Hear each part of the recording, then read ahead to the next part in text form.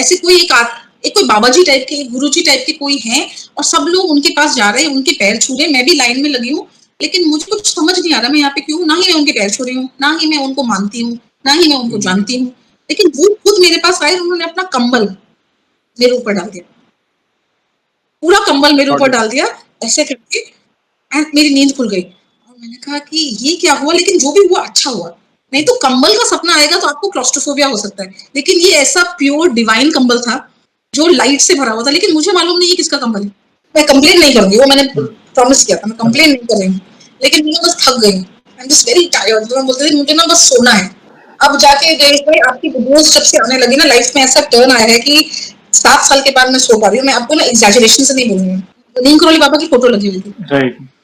तो दिमाग में इतनी जोर से बत्ती जली, वो जो आदमी था वहां पे, मैंने कहा कि भैया ये कौन है, उसने बोला कि ये आप अजीब सी बात पूछ रहे हैं कि ये कौन है, तो आप इन्हीं के लिए तो आई हैं, तो मैंने कहा हम तो इनके लिए नहीं आए, ये है कौन, हम जा रहे हैं, तो बोले अरे आप अभी भी पूछ रही है नीम करौली बाबा है, मैंने कहा नीम करौली बाबा मतलब, सोचिए मैं फिर भी बोल रही हूँ नीम करौली बाबा मतलब क्या होता है, बोले अरे भाई नीम करौली बाबा ही तो है, और कौन है, तो एकदम से ना नीम करौली बाबा, सालासर बालाजी और धीरेन्द्र शास्त्री जी और सारी चीजें मिक्स होने लगी, और ऐसा लगा कि मैं जो पजल सॉल्व नहीं कर पा रही थी, वो मुझे कुछ समझ क्यों नहीं आ रहा था इतने दिन से कि मुझे क्या इंडिकेशन मिल रहा है, मुझे समझ में कुछ क्यों नहीं आ रहा था। जय श्री राम दोस्तों, कैसे हो आप। हमारी चैनल में आप सभी का स्वागत है। मैं हूं आपका दोस्त जयेश वाघेला, फाउंडर ऑफ धार्मिकस्टोरी.com एंड सीक्रेट मिस्ट्रीज। दोस्तों, आज मैं फिर से एक और इंटरेस्टिंग वीडियो कॉल सेशन लाया हूं। हनुमान जी के भक्त ऑनलाइन हैं और उत्सुक हैं अपना अनुभव शेयर करने के लिए। और वीडियो में आगे बढ़ने से पहले आप सभी को बता दूं कि अगर आप भी हनुमान जी से जुड़ा अपना अनुभव मुझसे इंस्टाग्राम वीडियो कॉल पर शेयर करना चाहते हैं, तो इंस्टाग्राम की लिंक मैंने डिस्क्रिप्शन में दी है, उस पर क्लिक करें, मुझे फॉलो करें और मैसेज करें। मैं जल्द से जल्द आपसे जुड़ूंगा और वीडियो कॉल सेशन शेड्यूल करूंगा। और अगर आप ईमेल के माध्यम से अपना अनुभव शेयर करना चाहते हैं, तो हमारा ईमेल आईडी है dharmikstory@gmail.com। तो चलिए आगे बढ़ते हैं आज के इस वीडियो कॉल सेशन में। नमस्कार बहन, जय श्री राम आपको। जय श्री राम जयेश भाई। आपका बहुत बहुत स्वागत है आज के इस वीडियो कॉल सेशन में, और धन्यवाद भी जो आप अपना समय निकालकर इनिशिएटिव ले रहे हैं हमारे प्रिय बालाजी से जुड़ा अपना अनुभव शेयर करने के लिए। सबसे पहला सवाल बहन ये बताएं कि आपका पूरा नाम क्या है, आप कहाँ से बिलोंग करते हैं और आप क्या करते हैं। जय श्री राम जयेश जी, आपके सारे चैनल के व्यूवर्स को पहले तो बहुत सारा जय श्री राम, एंड सबसे पहले थैंक यू, क्योंकि आपका जो ये पॉडकास्ट है ये एक डिजिटल सत्संग है मेरे लिए, और इस पॉडकास्ट के बहाने हमें डिजिटल सत्संग में जुड़ने का मौका मिलता है, ये हमारा सौभाग्य है। समय हम नहीं निकाल रहे, समय हमें चुन रहा है कि हम ऐसा कर पा रहे हैं। बहुत बहुत धन्यवाद आपको। मेरा नाम डॉक्टर नम्रता चतुर्वेदी है, मैं लखनऊ से बिलोंग करती हूँ, और शादी के बाद मैं दार्जिलिंग के पास एक छोटी सी जगह है कालिम्पोंग, नॉर्थ बंगाल में, तो वहां से भी अब हाफ बिलोंग करती हूँ, और अभी मैं नोएडा में रहती हूँ, दिल्ली यूनिवर्सिटी में प्रोफेसर। बहुत अच्छा लगा जानकर, और हम बहुत उत्सुक हैं बहन आपके अनुभव को डिटेल में जानने के लिए। और जैसे आपको पता है, ये जो सेशन है हमारे प्रिय बालाजी महाराज से जुड़ा है, तो अगला सवाल उन्हीं से जुड़ा है। ये बताएं कि जीवन में सबसे पहले आप हनुमान जी से कब जुड़े, कैसे जुड़े, जीवन के कौन से मोड़ पर जुड़े, कौन से नित्य पाठ आप करते हैं, और साथ ही साथ शुरुआत की जर्नी के बाद आप अपने अनुभव को भी साझा कर सकते हैं, जिसमें प्रभु ने कोई असंभव कार्य संभव किया हो, या उनकी ऊर्जा महसूस की हो, या कोई संकेत मिले हो, या ऐसा कोई अनुभव जिससे आपका विश्वास प्रभु के प्रति अटूट हुआ है। तो शुरुआत की जर्नी के साथ आप अपने अनुभव को डिटेल में साझा कर सकते हैं। जयेश भाई, मेरी जर्नी जैसे सभी भक्तों की बचपन से शुरू होती है। ये बहुत ही अनयूजुअल सेटिंग में शुरू होती है। ये हम जम्मू में रहते थे, मेरे पिताजी आर्मी में थे, और वॉर टाइम आर्मी ऑफिसर थे, पीस टाइम नहीं, वॉर टाइम आर्मी ऑफिसर थे। उन्होंने first serving India Pakistan war में की थी, जो बांग्लादेश के लिए वॉर हुई थी 72 में। हम कश्मीर में पोस्टेड थे, जम्मू में रहते थे, और ये वो टाइम था जम्मू का, जो कश्मीर का जो सबसे बुरा टाइम था, जब कश्मीरी पंडित्स का माइग्रेशन हो रहा था, ये वो समय था। हम जम्मू में रहते थे, और आर्मी की वजह से हमारी लाइफ बहुत थ्रेट में रहती थी। हम बिल्कुल भी फ्री नहीं थे। हम आर्मी की गाड़ी से स्कूल जाते थे, आर्मी कैंटोनमेंट से बाहर निकलते नहीं थे। मेरे पिताजी कमांडिंग ऑफिसर थे, मिलिटेंट्स के साथ इंटेरोगेशन करना, मतलब वो बहुत एक सीरियस और डिफिकल्ट पीरियड था, और हमारी पूरी फैमिली को फ्री कहीं पर भी जाना अलाउड नहीं था। हम कहीं पर भी नहीं जाते थे। मैं छोटी थी, करीब 8-9 साल की थी, और मैं बोलती थी कि कभी मुझे कुछ तो दिखा दो, जम्मू क्या है। मेरे लिए जम्मू एक कॉन्सेप्ट था, पर रियलिटी नहीं थी। जम्मू शहर जाने की मैं जिद करती थी, और मुझे बहुत अच्छे से याद है, मेरे पिताजी कभी कभी रेयरली स्कूटर पे सिविल कपड़ों में मुझे खड़ा करके ले जाते थे, और बोलते थे जो मैं बताऊंगा तुम्हें बस वही करना है। हम वैसे फ्री नहीं थे, कहीं जा पाते नहीं थे, तो जम्मू हमारे लिए बहुत बड़ी बात होती थी। हम जम्मू सिटी जाते थे, वहां पे रघुनाथ मंदिर है, बहुत पुराना रघुनाथ मंदिर है, राम जी का एक मंदिर है। Okay. मेरी पहली मेमोरी, और इतने सालों के बाद कैसे वो आपस में जुड़ी है मैं आपको बताती हूँ। रघुनाथ मंदिर वाज द ओनली प्लेस जहाँ पे मैं फ्री महसूस करती थी। मेरे पिताजी मुझे स्कूटर से उतारते थे और बोलते थे बेटा 5 मिनट का टाइम है, दौड़ो, जितना दौड़ सकते हो दौड़ो। वहाँ बहुत बड़ा प्रांगण है। मेरे मन में राम जी, हनुमान जी, सीता माँ इज इक्वल टू फ्रीडम। पहला मेरा एसोसिएशन प्रभु श्री राम के साथ फ्रीडम के साथ हुआ था, और इस उम्र पे आके उसको मैंने रियलाइज किया। ये करके बस रघुनाथ मंदिर में हम कुछ भी कर सकते थे। किसी से भी बात करो, कोई कुछ खाने को देगा, खा लो, दौड़ो, बट 5-10 मिनट का टाइम होता था। आप बोलते थे भगवान की हर एक मूर्ति के आगे जल्दी से नमस्ते करो, दौड़ लगाओ बहुत तेज, और वापस आओ। और हम फ्री दौड़ते थे। तो मेरे मन में, बच्चे के मन में था कि Ram ji is equal to freedom. उसका लेकिन एक्चुअल मतलब क्या होता है मुझे अब समझ में आया। फिर हम देहरादून चले गए रहने। देहरादून से हम बार बार ऋषिकेश जाते थे। हर वीकेंड बस में चढ़ो, ऋषिकेश जाओ। मेरे पिताजी क्या करते थे, वो ना एकदम से गायब हो जाते थे। वो कहीं भी चले जाते थे और साधु सन्यासियों के पास, अघोरी बाबाओं के पास, किसी के पास भी बैठ के आ जाते थे। तो वो एक बहुत मिस्ट्री थी हमारे लिए कि ये ना बात करते करते कहीं चले जाते हैं और कहीं से आ जाते हैं। तो एक बार हम बहुत सारे लोग फैमिली मेंबर्स गए हुए थे Rishikesh. One of the trips में पिताजी एज यूजुअल गायब हो गए। बहुत देर के बाद आए और एक फोटोग्राफ लेके आए। ये मैं आपसे बात कर रही हूँ करीब आज से 35 साल पहले। Okay. एक फोटोग्राफ लेके आए। तब तो हम नॉर्मल कैमरे होते थे और वो फोटो बनती थी, है ना। एक फोटो लेकर हमको बोला जल्दी आओ, ये देखो, आज हनुमान जी दिखाता हूँ आपको। Okay. तो उस फोटोग्राफ में, अब आप अगर आज गूगल करेंगे ओल्ड हनुमान जी बोल के ऐसा कुछ फोटो डालेंगे तो अब वो इंटरनेट पे बहुत चर्चा में है। उस समय वो बहुत नई बात थी।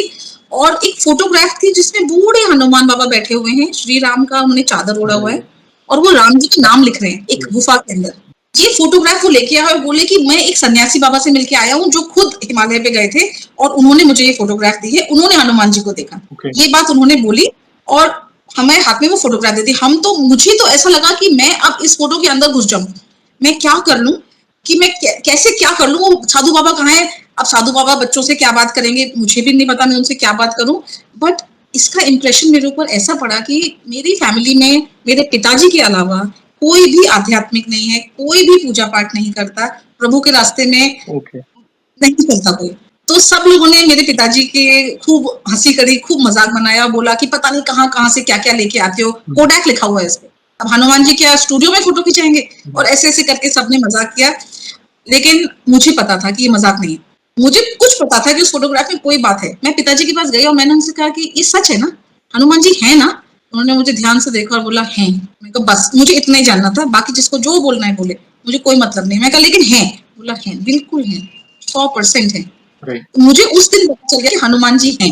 पहली बार जम्मू में मुझे पता चला कि हनुमान जी मतलब फ्रीडम। फिर मुझे पता चला हनुमान जी अलाइव हैं, अभी भी हैं, हिमालय में रहते हैं, मतलब मैं एक दिन उनसे मिलूंगी, ऐसा मुझे मन में आ गया। फिर बड़े होते होते एक हमने और फैमिली के बारे में बात जानी कि मेरे नाना जी एक बार कोमा में चले गए थे। तो जब मेरे नाना जी कोमा में चले गए थे, ब्रेन डेड हो गए थे, तब उनके बड़े भाई ने, जो बहुत बीमार रहते थे, जिनकी अर्थराइटिस की भयंकर बीमारी थी, खड़े नहीं हो पाते थे, उन्होंने एक टांग पे खड़े होके हनुमान जी की भक्ति में 52 श्लोक लिखे। उसको हनुमंत बावनी का नाम दिया उन्होंने। रात भर वो खड़े होके एक टांग पे उन्होंने हनुमान जी की भक्ति की, और उन्होंने 52, तो हनुमान चालीसा की जगह हनुमंत बावनी लिखी, उन्होंने स्वयं लिखी। और उसको उन्होंने पढ़ा, और उसके फलस्वरूप क्या हुआ, मेरे नाना जी एकदम ठीक हो गए, एब्सोल्युटली नॉर्मल, मिरेकल की तरह वो ठीक हो गए। और जिन्होंने ये लिखी थी वो, उन्होंने हनुमान जी से एक ट्रांजैक्शन किया था कि आप मेरे प्राण ले लीजिए, ऐसा उन्होंने बोला कि मेरे भाई को बचा दीजिए। तो खैर हनुमान जी ने प्राण तो उनके नहीं लिए, ऐसा ट्रांजैक्शन तो नहीं हुआ, लेकिन हाँ मेरे नाना जी के प्राण उन्होंने, हनुमान जी ने टोटल बचा दिए। हम बचपन से हनुमंत बावनी सुनते थे, तो ये और कंफर्म हो गया कि हनुमान जी हैं, हनुमान जी की शक्ति है, और कुछ भी संभव है उससे, ऐसा हमको पता चल गया बचपन में। फिर लाइफ कंटिन्यू करी, लेकिन भक्ति बिल्कुल नहीं करी, कुछ भी नहीं किया। हनुमान जी है मुझे पता है, सब कुछ जानती हूँ, लेकिन किया कुछ भी नहीं। मैंने कोई भक्ति नहीं करी, कुछ भी नहीं किया। फिर बड़े होते गए, मैं सिर्फ पढ़ाई करी अपने जीवन में और कुछ भी नहीं किया। उसके अलावा मेरा 100% फोकस सिर्फ किताबी पढ़ाई था, किताबी ज्ञान, जो मैंने बहुत लिया, और लेते लेते फाइनली 2016 में मैं डॉक्टरेट हो गई, पीएचडी हो गई। और 2016 में डॉक्टरेट होने के बाद मेरी रियल एजुकेशन स्टार्ट हुई। जब किताबी ज्ञान हो गया, जो जो होना था हो गया, नौकरी जो जो होना था वो सारी चीजें जब हो गई, तब 2017 में बहुत बड़ा संकट आया और 7 साल पहले मैं उसकी डिटेल्स वगैरह ज्यादा नहीं बताऊंगी, उसके इफेक्ट्स बताऊंगी। जी। संकट तो तरह तरह के आते हैं, जो भी है संकट आया। संकट आप समझ लीजिए कि कुछ नेगेटिव एनर्जीज वाला संकट था, तंत्र बाधा जैसा संकट था वो। तो उस संकट का इफेक्ट ये था कि घर में कांस्टेंट कलेश, घर में ऐसा हो गया कि एक मांगल्य जो होता है एक जीवन का, वो मांगल्य खत्म हो गया। एक विवाह का जो मांगल्य होता है वो टोटल खत्म हो गया और बहुत सारी प्रॉब्लम्स आती गई। वो साइकोलॉजिकल, वो सब साइकोलॉजिकल इश्यूज थे, फाइनेंशियल प्रॉब्लम नहीं थी, हेल्थ प्रॉब्लम नहीं थी, कंप्लीटली साइकोलॉजिकल प्रॉब्लम्स थी, साइकिक प्रॉब्लम्स थी, मानसिक लेवल पे और भावनात्मक लेवल पे बहुत आघात हुआ। वो सब हुआ, चलता गया। उस समय मेरे जीवन में एज यूजुअल मेरे पिताजी के अलावा कोई नहीं था जो इस बात को समझे या जिससे मैं ये बात कह सकूं, जब क्योंकि जब कोई ईश्वर को ही से ही नहीं जुड़ा है तो वो नेगेटिव एनर्जी को भी क्या समझेगा। हमारे सब लोग बहुत लॉजिक लगाते हैं और मुझे इनफैक्ट आप सोचिए, मुझे ये भी कहा कि तुमने पीएचडी इसलिए की थी कि तुम इस तरह की बातें करो। मतलब पीएचडी करने वाले डॉक्टरेट इंसान के ऊपर भी क्या नेगेटिव एनर्जीज होती है, इतना पढ़ने के बाद भी तुमको ये पुराने जमाने की बातें। तो देयर वाज नो एक्सेप्टेंस, किसी ने मेरी, एक भी जना नहीं था इस दुनिया में, एक भी इंसान नहीं था जिसने मेरी ये बात समझी हो एक्सेप्ट माय फादर, जो इसके बाद बहुत कम महीनों के लिए बचे, फिर वो उनके जाने का समय आ गया था। तो उनका जाना भी मेरे लिए बहुत बड़ा एक आध्यात्मिक रीबर्थ था। उसकी भी मैं बहुत डिटेल्स आपको नहीं कहूंगी, बस एक बात बोलूंगी कि उनके जाने के 9 महीने पहले मैंने एक क्लियरली विजन में उनका जाना देख लिया और वो बढ़ता गया, विजन बढ़ता गया, जैसे खुली आंखों का विजन, वो सपना नहीं। जैसे मैं अभी आपसे बात कर रही हूँ, मैं यूनिवर्सिटी में लेक्चर दे रही हूँ, मैं मेट्रो में जा रही हूँ, मैं किताब पढ़ रही हूँ, लेकिन मेरे सामने एक दूसरी फिल्म चल रही है। तो मुझे बाद में समझ में आया कि ईश्वर हमें जब कोई परीक्षा लेते हैं ना, तो क्वेश्चन पेपर भी लीक कर देते हैं उससे पहले, वो हमें कीवर्ड्स दे देते हैं, सॉल्व करने का तरीका वो हमको बता देते हैं। मेरे जो सबसे बड़ा जीवन का आघात था कि मेरा इकलौता सपोर्ट सिस्टम, मेरे सोलमेट, मेरे पिताजी जो सब कुछ थे मेरे, वो जा रहे थे। उसके बाद मुझे बिल्कुल अकेला हो जाना था, 100% अकेला। लेकिन क्वेश्चन पेपर थोड़ा ईश्वर ने लीक कर दिया था, मुझे दिखा दिया था कि ये होगा। सो 9 महीने में प्रिपेयर तो कोई डेथ के लिए नहीं हो सकता, लेकिन फिर भी आई थिंक मैं थोड़ा बेटर प्रिपेयर थी। तो ये जो जो हो रहा था ये होता गया होता गया होता गया। बहुत उसमें बहुत सारी और चीजें भी एक्सपीरियंस करी मैंने। उनकी जब एक्चुअल क्लिनिकल डेथ हो रही थी हॉस्पिटल में, जब प्राण निकल रहे थे, तो मैंने ना प्राण निकलते हुए देखे भी, जबकि मुझे इसके बारे में कुछ भी पता नहीं था। ये ऑरा क्या होते हैं, कौन सी कलर्स होते हैं, यहाँ से हार्ट से वो प्राण निकले वायलेट कलर में, वो मैंने अपने ऐसे नेकेड आइज से देखा। लेकिन ये मैं किसी को नहीं बता पाई। ये 7 साल के बाद आदमी पहली बार जिंदगी में किसी को बता रही हूँ। कोई क्योंकि मानेगा ही नहीं इस बात को कि सबने बोला कि तुम तो पता नहीं कौन सी वाली बातें करती हो। So obviously I kept it to myself, किसी को कुछ नहीं बोला। बट मुझे पता चल गया कि डिवाइन प्ले क्या होता है और ईश्वर कैसे हमें पग पग पे हेल्प करते हैं। ऐसी चीजें मैंने बहुत सारी देखी, ये सब हुआ। फिर उनके जाने के बाद वो जो डार्कनेस थी वो बहुत गहरी हो गई, वो इतनी गहरी हो गई कि मैं आपको क्या बताऊं। उस डार्कनेस में कहीं से ना ऐसी इतनी सी भी एक कण हो जहां से एक लाइट आ जाए, बस कभी एक कण से आती थी, लेकिन मुझे ना वो दिखती नहीं थी। तो उसमें मुझे ऐसा याद है कि एक दिन था जब मुझे लगा मैं अब ना मैं मर जाऊंगी, अब मैं नहीं बच पाऊंगी। जब कोई रीजन नहीं है, आई एम एब्सोल्युटली फाइन, कोई भी प्रॉब्लम नहीं है, लेकिन बस मुझे पता लग गया कि मेरे हस्बैंड ऑफिस गए थे, मेरा बच्चा स्कूल गया था। मैंने कहा अब that's it, going to die. अब पता नहीं क्या होगा मुझे, पर मैं बचूंगी नहीं। इतना फियर, इतना फियर।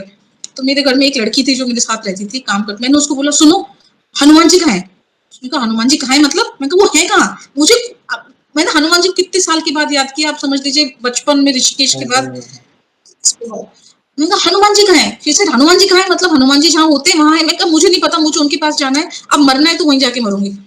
तो गूगल पे सर्च किया, हम तो मंदिर ही नहीं जाते थे, हम तो कुछ भी नहीं करते थे, कोई पूजा पाठ भी नहीं करते थे। गूगल पे सर्च किया, सबसे पुराना हनुमान जी का मंदिर कहाँ मिलेगा, ऐसे ढूंढ के ऑटो करके कैसे कैसे करके हनुमान जी के पास गए और खूब रोई मैं, उनको देख के मैं बहुत रोई। और मैंने कहा अब आप बता दीजिए कि मुझे मरना है या तो बचना है। और फिर मैं ऐसे रो गई, मैंने कहा अब मैं अगली बार आपके पास नहीं आऊंगी, तभी आऊंगी जब या तो मेरी एशेज आएंगी और या तो मैं आऊंगी, लेकिन ये प्रॉब्लम सॉल्व होगी तभी आऊंगी, अब नहीं आऊंगी बार बार। मैं कुछ मांगूंगी नहीं और मैं आपके पास आऊंगी भी नहीं, अब यू टेल मी। ऐसा करके मैंने हनुमान जी को बोला और मुझे पहली बार उस दिन ऐसा लगा कि नहीं मैं बच जाऊंगी, हो जाएगा, जैसे भी होगा पर होगा। अब कैसे होगा मुझे पता नहीं। खैर ये हुआ उस दिन पहली बार, लेकिन मैं दोबारा नहीं गई उस मंदिर में, अभी गई हूँ कुछ महीने पहले। तो हनुमान जी को बस मैं ही बोल के कि आप बता दो क्या होना है, दैट्स इट। खूब रोई, कोई पूजा नहीं करी, हनुमान चालीसा भी नहीं पढ़ी, कुछ भी नहीं किया। बस उनको मैंने ये बोला और 10 मिनट में रो के सब कुछ करके मैं आ गई। उसके बाद क्या हुआ कि पिताजी जब गए, उनके जाने के 1 महीने के बाद उनका जन्मदिन था, आना था। तो मैंने, हमारे घर में कोई पूजा पाठ नहीं करता, अब कोई कुछ करता ही नहीं है, तो मैंने कहा नहीं, हमें रामचरितमानस का पाठ करना है। उसमें भी कुछ मुझे खास सपोर्ट नहीं मिला, कोई ज्यादा इंटरेस्टेड नहीं था। मैं क्या बताऊं, मेरा ना बहुत ही, बस अकेले चल रही हूँ, कोई सपोर्ट नहीं था। रिचुअल के तौर पे लोग कर लेंगे कि चलो राम जी का पाठ हो रहा है, ठीक है, बैठ गए, पर किसी में इंटरेस्ट नहीं था। लेकिन मुझे तो था। हमने उसको रखा था 22 मार्च को, हनुमान जी रामचरितमानस का पाठ। उसके 5 दिन पहले एक हम सब डिप्रेशन में थे, मेरे हस्बैंड भी बहुत डिप्रेशन में थे, उनके पिताजी पहले ही जा चुके थे। अब वो मेरे पिताजी गए तो उन्होंने बोला कि अब दोनों ही फादर्स चले गए, अब तो मतलब मैं क्या ही करूंगा, ऐसे करके बहुत नेगेटिविटी थी। पर एक फंक्शन था, उस दिन एक बुक लॉन्च था, मेरे हस्बैंड एडिटर हैं, एक बड़ी सी बुक लॉन्च थी जो उन्होंने एडिट की थी। तो मैंने उनको बोला कि आज पहली बार खुशी की बात है, चलो उस फंक्शन में चलो। उनका बिल्कुल मन नहीं था, हम गए, फंक्शन हुआ, सब कुछ हुआ, हम वापस आ रहे थे, रात के 12 बज रहे थे। हम एक यूजुअल जो रास्ता लेते हैं वो रास्ता हमने नहीं लिया, एक दूसरा शॉर्टकट टाइप का लिया, और जैसे ही हम टर्न किए, मुझे हमेशा एक मेल वॉइस ने गाइड किया है। मुझे आज पता चला है कि वो मेल वॉइस किसकी थी, वो हनुमान जी की वॉइस थी। वो मुझे आज पता चल पाई है ये बात, बहुत सालों के बाद। पर एक मेल वॉइस कॉन्स्टेंटली कान में मुझे हमेशा गाइड करती रही है। बहुत सारे ये नेगेटिव एनर्जीज में ना छोटे छोटे एक्सीडेंट्स होते होते रह गए, मतलब कभी भी मुझे कुछ नहीं हुआ। मतलब मैं जल भी सकती थी, मैं कट भी सकती थी, मैं पता नहीं कितने तरीकों से मर सकती थी, पर मुझे कुछ भी नहीं हुआ, एक स्क्रैच भी नहीं। क्योंकि हर बार एक मेल वॉइस ने मुझे बता दिया कि स्टेप बैक, यहाँ मत जाओ, ऐसा मत करो। तो पता नहीं कौन सी मेल वॉइस थी, वो मुझे उस टाइम तो पता नहीं था। जैसे टर्न किया, एक मेल वॉइस ने मुझे बोला कि अब एक एक्सीडेंट होने वाला है और पुलिस आने वाली है। तो जैसे ही टर्न की, मैंने अपने हस्बैंड से कहा कि बहुत ध्यान से गाड़ी चलाओ, एक्सीडेंट होने वाला है। लेकिन मैं तो चला ही रहा हूँ, 20 की स्पीड पे चल रहे हैं, 12 बजे सड़क खाली, आराम से हम जा रहे हैं, क्या होगा। मैंने कहा मुझे नहीं पता, मुझे भगवान ने बता दिया है कि कुछ होने वाला है, पुलिस आने वाली है। तो इसे अच्छा रिलैक्स, कुछ नहीं होगा। हम 20 की स्पीड पे जा रहे थे, रेड लाइट पे रुके थे, ग्रीन हुई लाइट, हम आगे बढ़े, आउट ऑफ नोवेयर वो ऐसा था जैसे कोई फिल्म का सीन हो। आउट ऑफ नोवेयर एक बाइकर आया बहुत स्पीड पे और हमारी गाड़ी से यूं टकराया, हमारी गाड़ी का बॉनेट खुल गया, टूट सब, मतलब वो एक्चुअली मुझे मरना था उस समय। पर वो मुझसे 2-3 इंच की दूरी पे टकरा गया। आई वाज एब्सोल्युटली फाइन, लेकिन ही वाज नॉट फाइन। वो हवा में ऐसे ऐसे ऐसे जैसे फिल्मों में लोग रोल करते हैं करके गया, और वो ऑन द स्पॉट ना वो मर गया। एक्चुअली वो आदमी ऑन द स्पॉट मर गया। लेकिन इससे पहले कि किसी को कुछ पता चलता, आउट ऑफ नोवेयर, जैसे वो आउट ऑफ नोवेयर आया था, वैसे आउट ऑफ नोवेयर बहुत सारे लोग आ गए। वो कौन लोग थे, मुझे ऐसा लगता है कि वो रियल थे कि अनरियल थे। अब तो मुझे ऐसा लगता है कि वो हनुमान जी के सब लोग दूत थे, मुझे नहीं पता क्या हो रहा था वहां पे। It is beyond logic. एकदम से बहुत सारे लोग आ गए, उसमें एक आदमी यंग स्मार्ट, वो मुझे कहता है मैडम मैं डॉक्टर हूँ और मैं इसको सीपीआर दे रहा हूँ, मैं इसे रिवाइव कर रहा हूँ, this man is dead, but ये ठीक हो जाएगा। वो डॉक्टर था, वो उसने कहा मैं डॉक्टर हूँ, मैं इस हॉस्पिटल में, उसने जल्दी जल्दी क्या बोला, कोई प्रोसेस नहीं कर पाता, तो सीपीआर दिया, वो आदमी रिवाइव हो गया। So that man was not dead. उसने रिवाइव किया और बोला कि डोंट वरी, मैं आप ही के लिए आया हूँ। ऐसे करके रात को 12:30-1 बजे कोई डॉक्टर, दिल्ली बहुत क्रूअल सिटी है, दिल्ली और सिटीज जैसी नहीं है, बहुत डिफिकल्ट सिटी है, दिल्ली में रहना आसान नहीं है। यहाँ पे मतलब अननोन लोगों, बहुत ही स्ट्रेंज सिचुएशन थी, उन्होंने उसको रिवाइव कर दिया। फिर एक आदमी आया, वो मुझे कहता है कि देखिए मैं एक सच्चा मुसलमान हूँ, और सच्चा मुसलमान कभी झूठ नहीं बोलता। मेरा नाम, उसने अपना नाम बोला और मुझे कहा कि आप मुझे ना, ये मेरा फोन नंबर है। उसने मेरे फोन में अपना फोन नंबर खुद ही लिख दिया, बोला ये मेरा फोन नंबर है, अगर कोर्ट केस हुआ तो मैं गवाही देने आऊंगा, आपकी कोई गलती नहीं थी, आप 20 की स्पीड पे आ रहे थे, गलती इस बाइकर की थी। अच्छा, वहाँ ऐसे ना बहुत सारे, कोई मुझे पानी दे रहा है, कोई मेरे हस्बैंड को पानी दे रहा है, बोल रहे आपकी कोई गलती नहीं है। पहली बार ऐसा हो रहा है कि बोल रहे हैं गाड़ी वाले की कोई गलती नहीं है, गलती बाइकर की है। वहाँ पीसीआर वैन का पुलिस ऑफिसर खड़ा, वो बंदा खड़ा हुआ था, मुझे देखे जा रहा है, पर वो मेरे पास आ ही नहीं रहा है। अब मैंने कहा ये भी, वो पुलिस वाला मुझ पे केस ही नहीं कर रहा, वो कुछ कह ही नहीं रहा है। बहुत देर के बाद एक और पीसीआर वैन आई, और वो दिल्ली पुलिस के पीसीआर वैन देख के तो किसी को भी पसीने आ सकते हैं। वो मेरे पास आए और मुझे बोलते मैडम आप क्या करती हैं। मैंने कहा यहाँ पे एक आदमी मर रहा है, और वो मुझसे पूछ रहे हैं कि मैडम आप क्या करती हैं। मैंने कहा जी मैं तो पास में ही है मेरा कॉलेज, में यूनिवर्सिटी में पढ़ाती हूँ। वो मुझसे कह रहा मैं भी यूनिवर्सिटी में पढ़ता था, दिल्ली यूनिवर्सिटी बहुत अच्छी यूनिवर्सिटी है। वो मुझसे ऐसी बातें करने लगा, मैं तो गुरुओं का बहुत सम्मान करता हूँ, आप तो टीचर है, और मुझे नमस्ते वगैरह करने लगा। मैंने कहा यार ये क्या हो रहा है। फिर वो कहते गाड़ी कौन चला रहा था। मैंने कहा मेरे हस्बैंड। तो कहते आपके हस्बैंड तो इतने सुंदर और अच्छे इंसान है, और इनको देख के तो कोई कह नहीं सकता कि ये कुछ गलत कर सकते हैं। मैंने कहा कि हाँ जी बहुत अच्छे इंसान तो हैं। अब तो लेकिन तो बोला कि नहीं आपकी कोई गलती नहीं है, he was not even there. वो ऐसे सर्कमस्टांसेस क्रिएट हुए कि फाइनली क्या हुआ कि उस आदमी को वो लोग हॉस्पिटल ले गए, वहां से वो आदमी भाग गया। ओह! जो इंसान मतलब वो उसने तो एफआईआर भी नहीं हुई, कुछ भी नहीं हुआ और वो इंसान खुद ही गायब हो गया, वो भाग गया। तो वो it is beyond everybody's logic. Police ने भी बोला कि हमें पता नहीं क्या हो रहा है, अब हम भी समझ नहीं पाएंगे, बस आप आराम से घर जाइए। रात के 2 बजे मेरे हस्बैंड से बोला कि मैडम कितना थक गई है, देखिए आप एक उबर ओला करिए और इन्हें घर ले जाइए। ऐसा लग रहा था जैसे ये हमारे फैमिली मेंबर्स हैं। बहुत स्ट्रेंज बात हुई, पर ऐसा सपोर्ट सिस्टम क्रिएट हुआ, ऐसी व्यवस्था हुई कि हम आराम से अपने घर चले गए।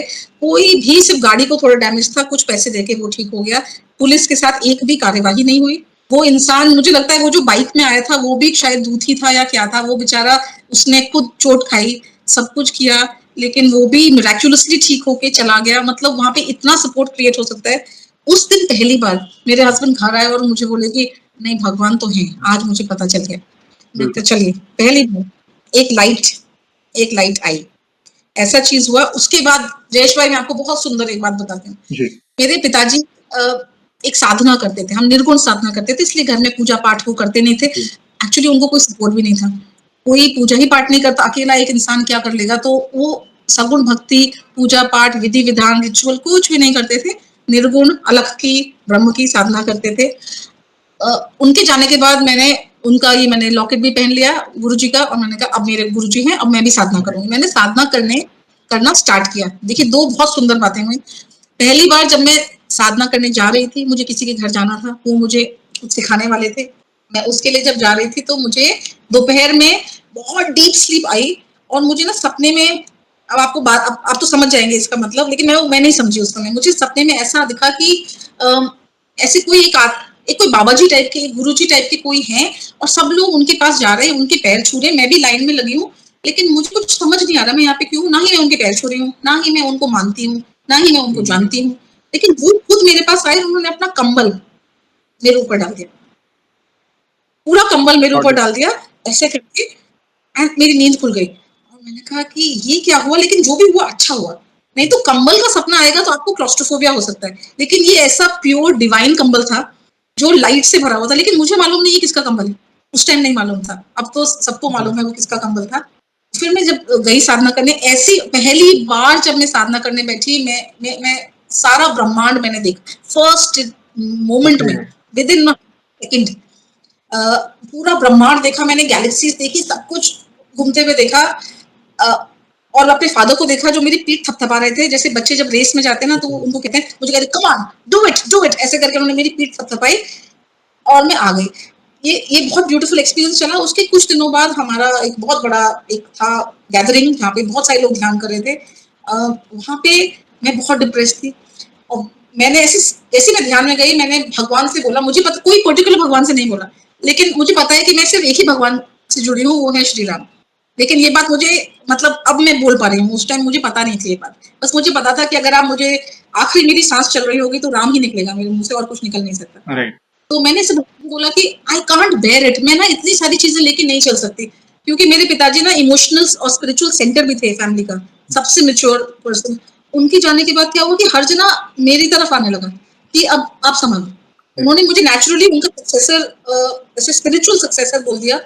मेरे से बड़ी बड़ी उम्र के लोग भी चाहते हैं कि उनकी छोटी छोटी प्रॉब्लम भी मैं सॉल्व करूँ। मेरे पास कोई, मेरे पिताजी होम्योपैथ थे, एस्ट्रोलॉजर थे, जाने क्या क्या थे, तो वो हर चीज सबकी सॉल्व करते थे। मैं कहा मैं नहीं हूँ ये सब, मुझे ये सब नहीं आता है, मैं वैसे इतनी परेशान हूँ, मेरी परेशानी अलग है, अब सबकी परेशानी भी मेरे ऊपर।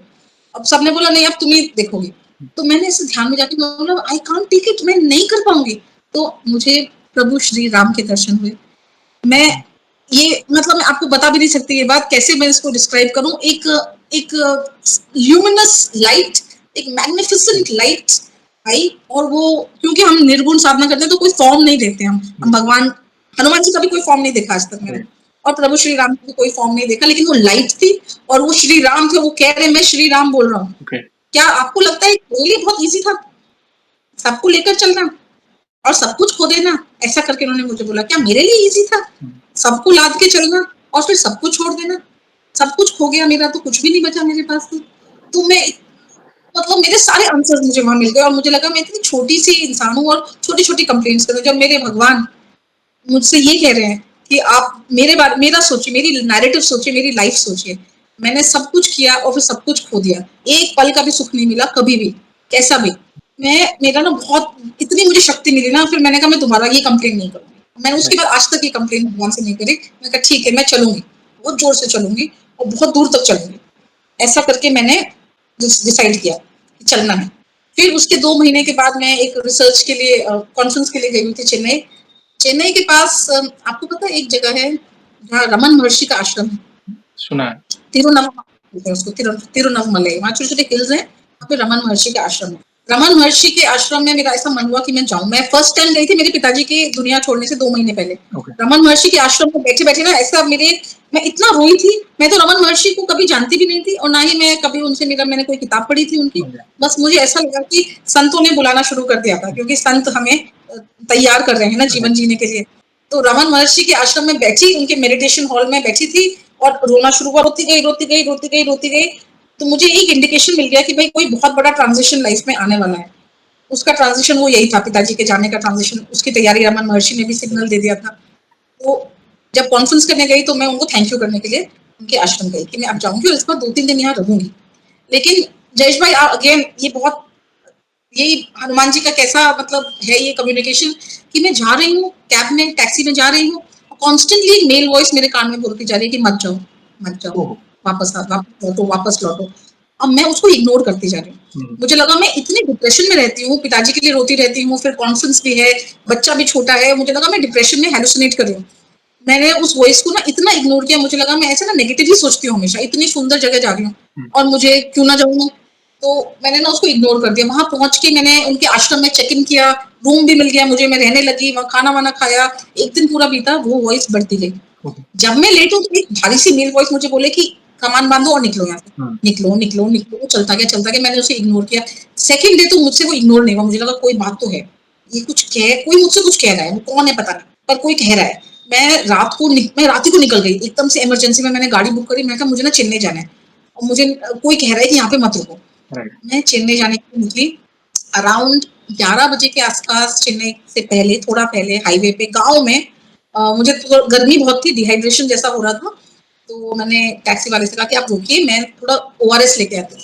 बस दैट्स इट। उसके बाद मुझे कुछ भी याद नहीं। मैं शॉप पे पहुंची। मुझे बाद में शॉप वाले ने कहा मैडम आपने ना ओआरएस मांगा था, और जब तक मैं आपको, जैसे काउंटर था, काउंटर के पीछे आप खड़ी थी, जब तक मैं ओआरएस मांगी तो आप वहां पे नहीं थी। मैं कंप्लीटली वाइप आउट हो गई थी। मैं एक्चुअली मैं दूसरी कॉन्शियसनेस में चली गई थी। मैं चारों खाने चित्त होके गिरी। और वो भी बहुत बड़ा मिरेकल है कि मेरा सर नहीं टूटा, क्योंकि मैं जैसे फिल्मों में गिरते हैं वैसे गिरी थी। जैसे कि मुझे बाद में किसी ने बोला कि आपके साथ ना कोई है, नहीं तो आपका ना सर कद्दू की तरह फट जाना था, लेकिन आपने अपने ही हाथ लगा लिया अपने सर के नीचे ऐसे करके, जैसे कोई सोता है। तो वो इतना कॉन्शियसनेस कैसे आया आपको? मुझे तो कुछ पता नहीं। 20 मिनट्स के लिए I was out of this world. और जिसको आज हम लोग नियर डेथ एक्सपीरियंस कहते हैं, आउट ऑफ बॉडी एक्सपीरियंस कहते हैं, या इनको डेथ एक्सपीरियंस भी कह सकते हैं। मैं 20 मिनट तक वहां पे थी और वो दुनिया मैंने देखी। वो दुनिया इतनी सुंदर थी, इतनी सुंदर थी, इतना सुंदर तो कुछ नहीं हो सकता।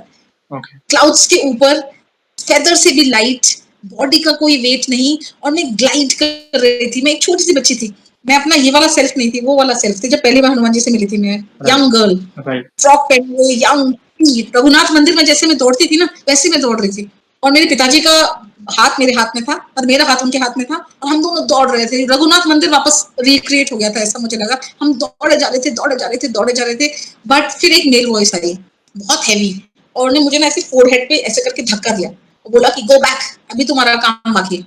ऐसा बोला कि तुम्हारा काम बाकी है, अभी वापस जाओ, नॉट येट, तुम्हारा टाइम नहीं हुआ। ऐसा बोल के मुझे किसी ने गिरा दिया, ऊपर से नीचे गिरा दिया। उस समय में मेरी चेतना वापस आने लगी। मुझे बहुत सारे लोग ना मार रहे थे। कोई मुझे थप्पड़ मार रहा था, कोई मुझे लात मार रहा था। वो मतलब मुझे उठाने के लिए लात तक मार रहे थे कि मैं कैसे तो जग जाऊं। लेकिन मैं होश में नहीं आ रही थी। 20 मिनट तक लोगों ने मुझे मारा। पानी वानी डाल के तो कुछ भी नहीं बन रहा था, थप्पड़ मार के, ऐसे हिला हिला के, लाते मार मार के मेरी कॉन्शियसनेस वापस आई।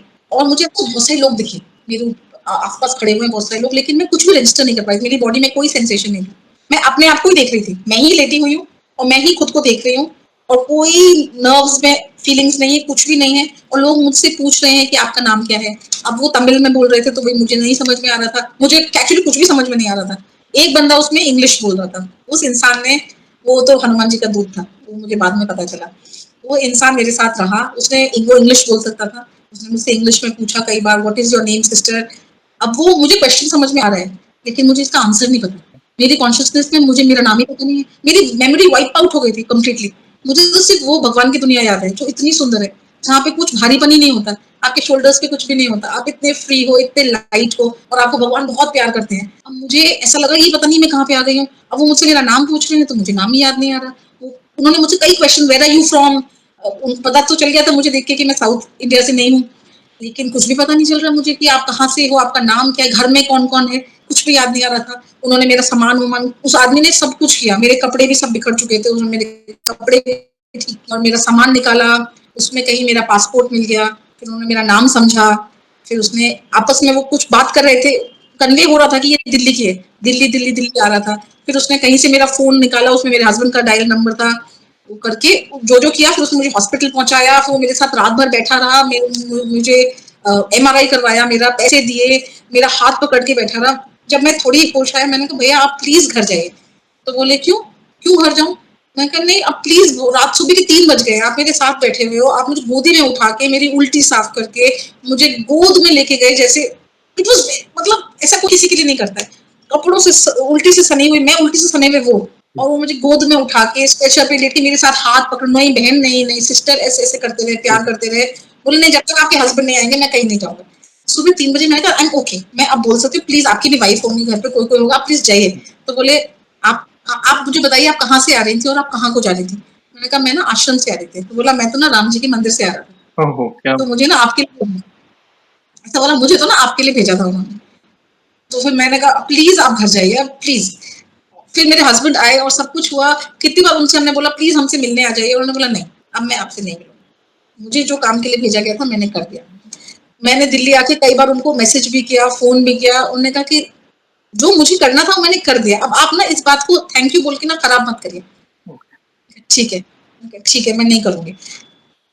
फिर मेरा ना फोन खराब हो गया, मतलब वो ना गायब हो गए, मतलब मैं उनसे ना दोबारा कभी कांटेक्ट ही नहीं कर पाई। वो ऐसा तो मिस्टीरियसली आए और मिस्टीरियसली वो चले गए, लेकिन वो ऐसा मुझे बोले कि ना मैं तो राम जी की मदद से आया था, मुझे ना आपके लिए भेजा था। तो 2 बार तो ना ऐसे जैसे हनुमान जी ऐसे अपने हाथों में ना प्यार से यूं उठा के, इसे आप विशेष कृपा कह सकते हैं। आपकी जो जर्नी रही है बहन, मतलब मैं बस सुनते ही जा रहा हूँ, मैं सुनते ही जा रहा हूँ। मतलब बचपन से, जम्मू से जब आपने शुरू की बात, मतलब एक्स्ट्रा ऑर्डिनरी, मतलब ऐसा अनुभव मैंने बहुत अनुभव सुने हैं, हर एक भक्त के मुख से प्रभु की लीला सुनी, मगर आपके श्रीमुख से प्रभु की महिमा सुनना मतलब एक अलग अनुभव करा रही थी, एक अलग वाइब्स मैं फील कर पा रहा हूं अभी। मतलब किस तरह इतने चैलेंजेस के बाद भी प्रभु से जुड़े रहना, कहीं ना कहीं प्रभु नहीं छोड़ रहे हैं आपको। प्रभु नहीं छोड़, एग्जैक्टली प्रभु नहीं एग्जैक्टली। छोड़ रहे हैं। आपने जो अनुभूति बचपन में की उस रघुनाथ जी के मंदिर में प्रभु के, वो अनुभूति का वापस होना, प्लस आपके पिताजी का आपका सर पर हाथ होना, पिताजी के थ्रू भक्ति मिलना आपको, इतने घर में चैलेंजेस की कोई भक्ति ना कर रहा हो, उसमें भक्ति करना, मतलब ये बहुत बड़ी बात है। मतलब मैं तो जयेश भाई, मतलब यस, जी बोलिए। तो भक्ति तो ऐसे भक्ति करती हूँ कि मैं, मतलब ऐसे छुप छुप के की है मैंने, ओह, किसी को पता ना चल जाए। ओह, मतलब क्योंकि लोग मुझ पे हंसेंगे। मेरे प्रोफेशनल स्पेस में कोई, एक बार तो मैं सैफरन टीका लगा के गई थी, तो मुझे सबने बोला अरे आप टीका लगा के मतलब ऑफिस आ गए, हनुमान जी का वो था सिंदूर में। राइट, मतलब मुझे इतना ह्यूमिलेशन मिला है ना, इतना ह्यूमिलेशन मिला है, ओह, और इतना रिजेक्शन मिला है, मतलब प्रोफेशनल स्पेस में भी नहीं, फैमिली स्पेस में भी नहीं, सोशल स्पेस में भी नहीं। कभी कभी कहते हैं ना ज्यादा एजुकेशन भी थोड़ी अच्छी नहीं रहती, मतलब बहुत ज्यादा ना एक तरह की एजुकेशन, एजुकेशन ना ईश्वर से जुड़ी होनी चाहिए, जब तो वो एजुकेशन है। तभी मैंने आपसे कहा कि सारी डिग्रीज लेने के बाद 0 से स्टार्ट हुआ मेरा, फिर मैं नर्सरी में दोबारा एडमिशन हुआ मेरा, कि मुझे अब रियल ज्ञान मिले। दुनियादारी का सांसारिक ज्ञान तो बहुत मिल गया था, सारी पोस्ट PhD भी जितनी डिग्री संभव है वो सब मेरे पास है, पर ज्ञान 0। जब सच में जीवन में समस्या आई तो 0 ज्ञान था। तो कंप्लीटली लोनली, कुछ भी नहीं, और मैं ये किसी से कह भी नहीं सकती, बता भी नहीं सकती, ईश्वर की महिमा का गुणगान भी नहीं कर सकती, ईश्वर की भक्ति भी नहीं कर सकती। वो समय तो ऐसा था कि मैं हनुमान चालीसा भी भूल गई थी। मुझे तो, मैं हनुमान चालीसा बोलना चाहती थी, आप सोचिए मैं इतनी दुखी रहती थी कि मैं ऐसे अकेले बैठ के ना जय हनुमान ज्ञान गुण सागर बोलती थी और बस रोना शुरू करती थी, भै भै भै भै रोती थी और बोलती थी हनुमान जी मुझे नहीं आता, मुझे नहीं आता, ऐसे ऐसे करके। मतलब मैं हनुमान जी के लिए कुछ भी नहीं कर रही थी, लेकिन वो सब कुछ कर रहे थे, वो करते ही जा रहे थे। लेकिन मैंने कुछ भी नहीं किया, एक दिया भी नहीं जलाया, कुछ भी नहीं किया, मंदिर भी नहीं गई, एक बार बस उस मंदिर गई थी, दैट्स इट, मंदिर भी नहीं गई, कुछ भी नहीं गई। तो आप सोचिए प्रभु कितने दयालु हैं, कितने दयालु हैं कि कितने जाने अनजाने में भी जो आपके मुख से उनका स्मरण हो। चलिए इतने सारे चैलेंजेस भी थे मगर आपको अंदर एक विश्वास था कि कोई तो दिव्य शक्ति है। आप जी जी पिताजी जी का कई लोग मजाक उड़ाते थे जब वे भक्ति करते थे मगर आपको अकेले you are the only one person जिनको विश्वास था नहीं पिताजी सही कह रहे हैं। उन फोटो को देखकर भी मतलब लोगों ने मजाक उड़ाया अरे ये क्या है, मगर आपको विश्वास था कि मेरे पिताजी सही कह रहे हैं। मेरे पिताजी ने कहा था कि नहीं हनुमान जी आज भी इस पृथ्वी पर हैं, मतलब ही इज स्टिल देयर, मतलब ये। तो देखिए बिल्कुल इससे क्या पता चलता है, ऐसा नहीं है कि हम कोई बड़ा अनुष्ठान करें या कोई कुछ बड़ा करे तो ही प्रभु की कृपा होती है, बस एक विश्वास, ये सारा विश्वास का खेल। विश्वास, जो आपके सच अंदर में विश्वास था ना, इतना फ्रस्ट्रेशन डिप्रेशन का हो, फैमिली चैलेंज हो या प्रोफेशनल फ्रंट पे भी चैलेंज हो, मन में वो विश्वास था कि नहीं वे है। आंख बंद करके भी कहीं ना कहीं वो हनुमान जी का नाम निकल रहा है, आंख बंद करके आपको पता है कि बस अभी मुझे अपने लाइफ का अपने आप को जाना आपने, और जो है प्रभु श्री राम है, आपने वो जी महत्व को जी समझा।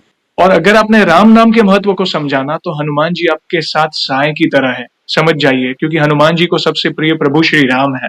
और कदम कदम पर उन्होंने आपको अलर्ट करते रहे, अनहोनी। बिल्कुल कान में बोल के। यस यस, हाँ, जो आपने कहा कि एक मेल वॉइस आ रही थी, एक एक भास हो रहा था, एक मेल वॉइस आ रही थी कि नहीं कुछ होने वाला है, अनहोनी होने वाली है। और कहीं ना कहीं वो तलवार का घाव सुई से निकल जाता था, कुछ बड़ा होने से पहले वो चीज छोटे में समझ बिल्कुल जाती थी और सब कुछ आपके अनुरूप होता था और आपके लिए वे ही सारी व्यवस्था कर रहे थे। तो ये कितनी बड़ी कृपा है। यहाँ पे एक कैसा लेसन बहुत सीखने बड़ी। मिल रहा है कि प्रभु कभी भी अपने भक्त को नहीं छोड़ते हैं। ये हमारी मनुष्य बुद्धि ही है जो ये, देखिए हमारी सोच है ना बहुत लिमिटेड है, हम बहुत छोटा सा दायरा है।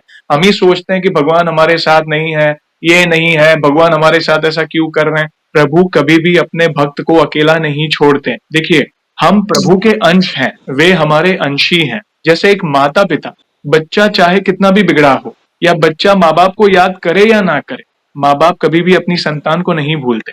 देखिए माँ बाप बिल्कुल कभी भी, जैसे आखिरी मोमेंट पर भी ऐसा आपने आपके मुख से क्या निकला, मेरे पिताजी मुझे स्पिरिचुअल सक्सेसर बना, मतलब अपना हाथ रखकर गए मुझ पर, अभी तुझे संभालना है। देख आप नहीं चाहते थे मगर फिर उनको पता था यही निभा सकते हैं।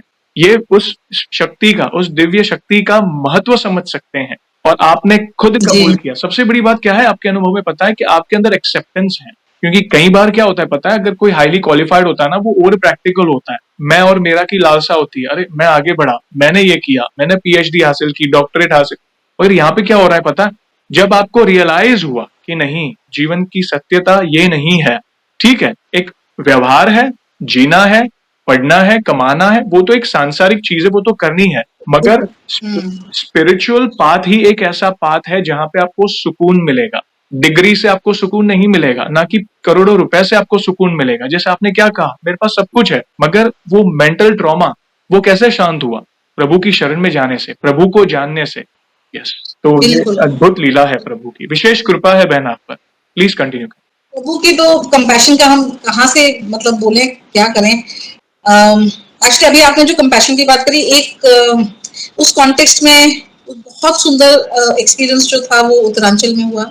ओके। ये जब पिताजी के जाने के बाद जब डार्कनेस बढ़ती जा रही थी, मैं तो हनुमान जी का नाम लेती थी, रोती थी, फिर मुझे लगा मैं हनुमान चालीसा नहीं बोल पाऊंगी और मुझसे होगी नहीं, और मेरा ना मन भी नहीं होता था। मैं तो Hanuman ji please please please ऐसे करती थी।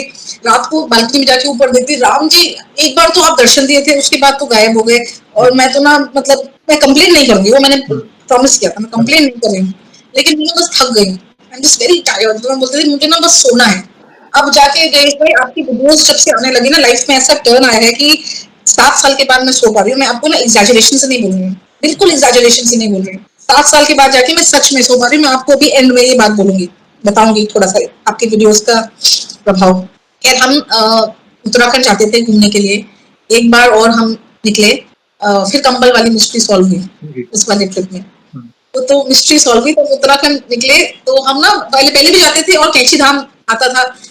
हम 2012-13 से जा रहे हैं, 13 से हम कैंची धाम देख रहे हैं, पर हमें कोई इंटरेस्ट नहीं था कैंची धाम में। हमको पता नहीं था कैंची धाम क्या है, हम सोचे कैसे इग्नोरेंट थे कि हमको कैंची धाम ही पता नहीं था। हम क्रॉस करते थे, वो तब का कैंची है, जब कैंची धाम में कोई नहीं जाता, खाली रहता था। और लोकल्स बोलते थे आप कैंची धाम में दर्शन कर लीजिए। मुझे लगता था वो वैसे ही कोई रेगुलर सा मंदिर होगा, एक तो वैसे ही घर में भी कोई वो मंदिर का नहीं है सिस्टम, तो मंदिर कौन जाएगा, और रेगुलर मंदिर में कितना दूर चल के क्या, तो ऐसे कैंची धाम को तो पूरा इग्नोर ही कर दिया हमने। फिर 2000 ये 17 की बात कर रही हूँ, 18 की बात है, 18 की बात है। 18 वाज द वर्स्ट ईयर, बहुत तरीकों से। हम गए थे, हम कहीं जाने के लिए निकले थे। हमको ना कैंची धाम के थोड़ा आगे ना एक जगह है जहाँ पे नीम करौली बाबा ने साधना की थी, जो ना उनसे पहले सोमवारी बाबा ने साधना की थी। तो नीम करौली बाबा ने को चूज किया था, सोमवारी बाबा ने साधना की थी, इस वजह से चूज किया था। तो वो जगह उसको काकरी घाट बोलते हैं, उस जगह को काकरी घाट। यस। तो हम जा रहे थे, मेरे हस्बैंड बहुत ही एक्सीलेंट ड्राइवर है, तो वो बहुत बढ़िया गाड़ी चलाते हैं। हम सब जा रहे थे, हमारा कोई इंटेंशन नहीं था ऐसा कहीं पर भी रुकने का। वहाँ पे हम जब पहुंचे ना, तो वहाँ पे बारिश होने लगी हल्की सी, थोड़ा थोड़ा अंधेरा सा भी होने लगा, बट ये भी कोई मामूली बात थी मेरे हस्बैंड के लिए। वो कहीं से भी चला दे, वो पहाड़ के आदमी है, पहाड़ी है, पहाड़ में वो कहीं भी चला सकते हैं, कोई बड़ी बात नहीं है। लेकिन वहाँ पहुंचने लगे तो मुझे ऐसे बोले कि सुनो मैं तो ना अब चला नहीं पाऊंगा, ऐसे ना मुझे मैं यहाँ से जा नहीं पाऊंगा। तो कि मतलब इसे मुझे नहीं पता, वो ना ऐसे पहली बार बोले मैं पहली बार नर्वस हो रहा हूँ गाड़ी चलाने में, ऐसा करते ना हमको नहीं जाना चाहिए, लेट्स स्टॉप हियर। मैं कही कहाँ है काकरी घाट मींस व्हाट? तो बोला कि मुझे नहीं पता, अब यहाँ पे कोई सी भी जगह देखो, मुझे नहीं पता। बच्चा भी बहुत छोटा था। मैं कहा अगर आपको नर्वसनेस हो रही है तो दैट्स इट, अब यहीं रुक जाते हैं। तो बाद में पता चला कि हमको कौन वहाँ पे उस दिन रोका था, किसने हमें रोका था। हम तो बिल्कुल अनजान, सब चीजों से अनभिज्ञ, टोटली अनजान वहाँ पे रुक गए और रात को सो गए, सब हो गया। तो सुबह उठे, मेरे हस्बैंड कोई पूजा पाठ नहीं, कोई रिचुअल नहीं, कुछ भी नहीं करते। करते थे अब पहले। तो वो मुझे सुबह उठ के बोले कि सुनो एक बड़ा अजीब सा सपना देखा, एक ना विचित्र सा क्रीचर आया मेरे सपने में, जो कि मतलब बंदर भी नहीं था और वो गोरिल्ला भी नहीं था, और वो कुछ आदमी जैसा भी था, वो कुछ ऐसे ऐसे ऐसे करके चल रहा था, उसने कंबल टाइप का ओढ़ा हुआ था। ओके। और बोला कंबल ओढ़ा हुआ था, ऐसे ऐसे चल रहा था, ऐसे मूछें थी, लेकिन वो कुछ कुछ आदमी लग रहा था, बीच बीच में ना वो कुछ बंदर टाइप का बना जा रहा था। तो मैंने कहा कि मुझे नहीं पता, ज्यादा थकान की वजह से तुम्हें उल्टे सीधे सपने आ जाए, इससे क्या मतलब है? तो इसे नहीं, वो ना ऐसा था, वो मुझे बुला रहा था यूं करके कि इसे केव में आओ, ऐसे तो केव में बुला रहा था वो मुझे। तो मैंने कहा कि भाई ऐसा तो कोई मतलब नहीं है इसका, इस बात का, कि कौन है कंबल पहन के तुम्हें केव में कोई बुला रहा था, इट मेक्स नो सेंस। तो मैंने कहा चलो जो भी है, खाना वाना खाओ चले। मैं रिसेप्शन पे गई उनसे बोलने के लिए कि आप खाना बना दीजिए। जब मैं रिसेप्शन पे पहुंची तो पीछे ना नीम करौली बाबा की फोटो लगी हुई थी। तो दिमाग में इतनी जोर से बत्ती जली, वो जो आदमी थे वहां पे, मैंने कहा कि भैया ये कौन है? उन्होंने बोला कि ये आप अजीब सी बात पूछ रहे हैं कि ये कौन है, तो आप इन्हीं के लिए तो आई हैं। तो मैंने कहा हम तो इनके लिए नहीं आए, ये है कौन, हम जा रहे हैं। तो बोले अरे आप अभी भी पूछ रही हैं, नीम करौली बाबा है। मैंने कहा नीम करौली बाबा मतलब? सोचिए, मैं फिर भी बोल रही हूँ नीम करौली बाबा मतलब क्या होता है? बोले अरे भाई नीम करौली बाबा ही तो है, और कौन है? मैंने कहा हनुमान जी के अवतार, ये नीम करौली बाबा है। ऐसा तो कभी नहीं कोई पूछता कि ये कौन है। तो मैंने कहा कि अच्छा, तो मेरे दिमाग में मैंने कहा यही थे। मैंने जल्दी से अपने हस्बैंड को बोला ये देखो, तो बोला यही तो थे जो सबने बुला रहे थे। ऐसे ओ गॉड, हम कितने बेवकूफ है, हम पता नहीं कहाँ जा रहे थे, और हम यहाँ से ना सामान बांध के चेकआउट हो रहे थे। मैंने कहा सब कुछ छोड़ो, अभी के अभी बैठो, अभी चलो तुम पहले आश्रम में। हम भाग के आश्रम में गए। वो आश्रम तो मतलब मैं आपको क्या बताऊं, मेरे हस्बैंड जो ना ध्यान, ना पूजा, ना मुंह से भगवान का नाम, ना कुछ करते थे, वो सीधे नीचे गए नदी के पास, जहाँ सोमवारी बाबा का स्थान था, जहाँ पे वो पूरा उन्होंने बैठ के तपस्या की, छोटी सी गुफा थी, और वो गुफा के आगे सर झुका के, और मुझे बोले यहाँ मत आना प्लीज, मुझे यहाँ अकेला छोड़ दो। खूब रोए वो वहां बैठ के, और हाथ जोड़ के बैठे। मैं दूर से देख रही हूँ कि इस इंसान को क्या हो गया, क्या कर रहे हैं, मतलब ऐसी कृपा कर दी नीम करौली बाबा ने। तो वहां पे खूब वो बैठे रोए।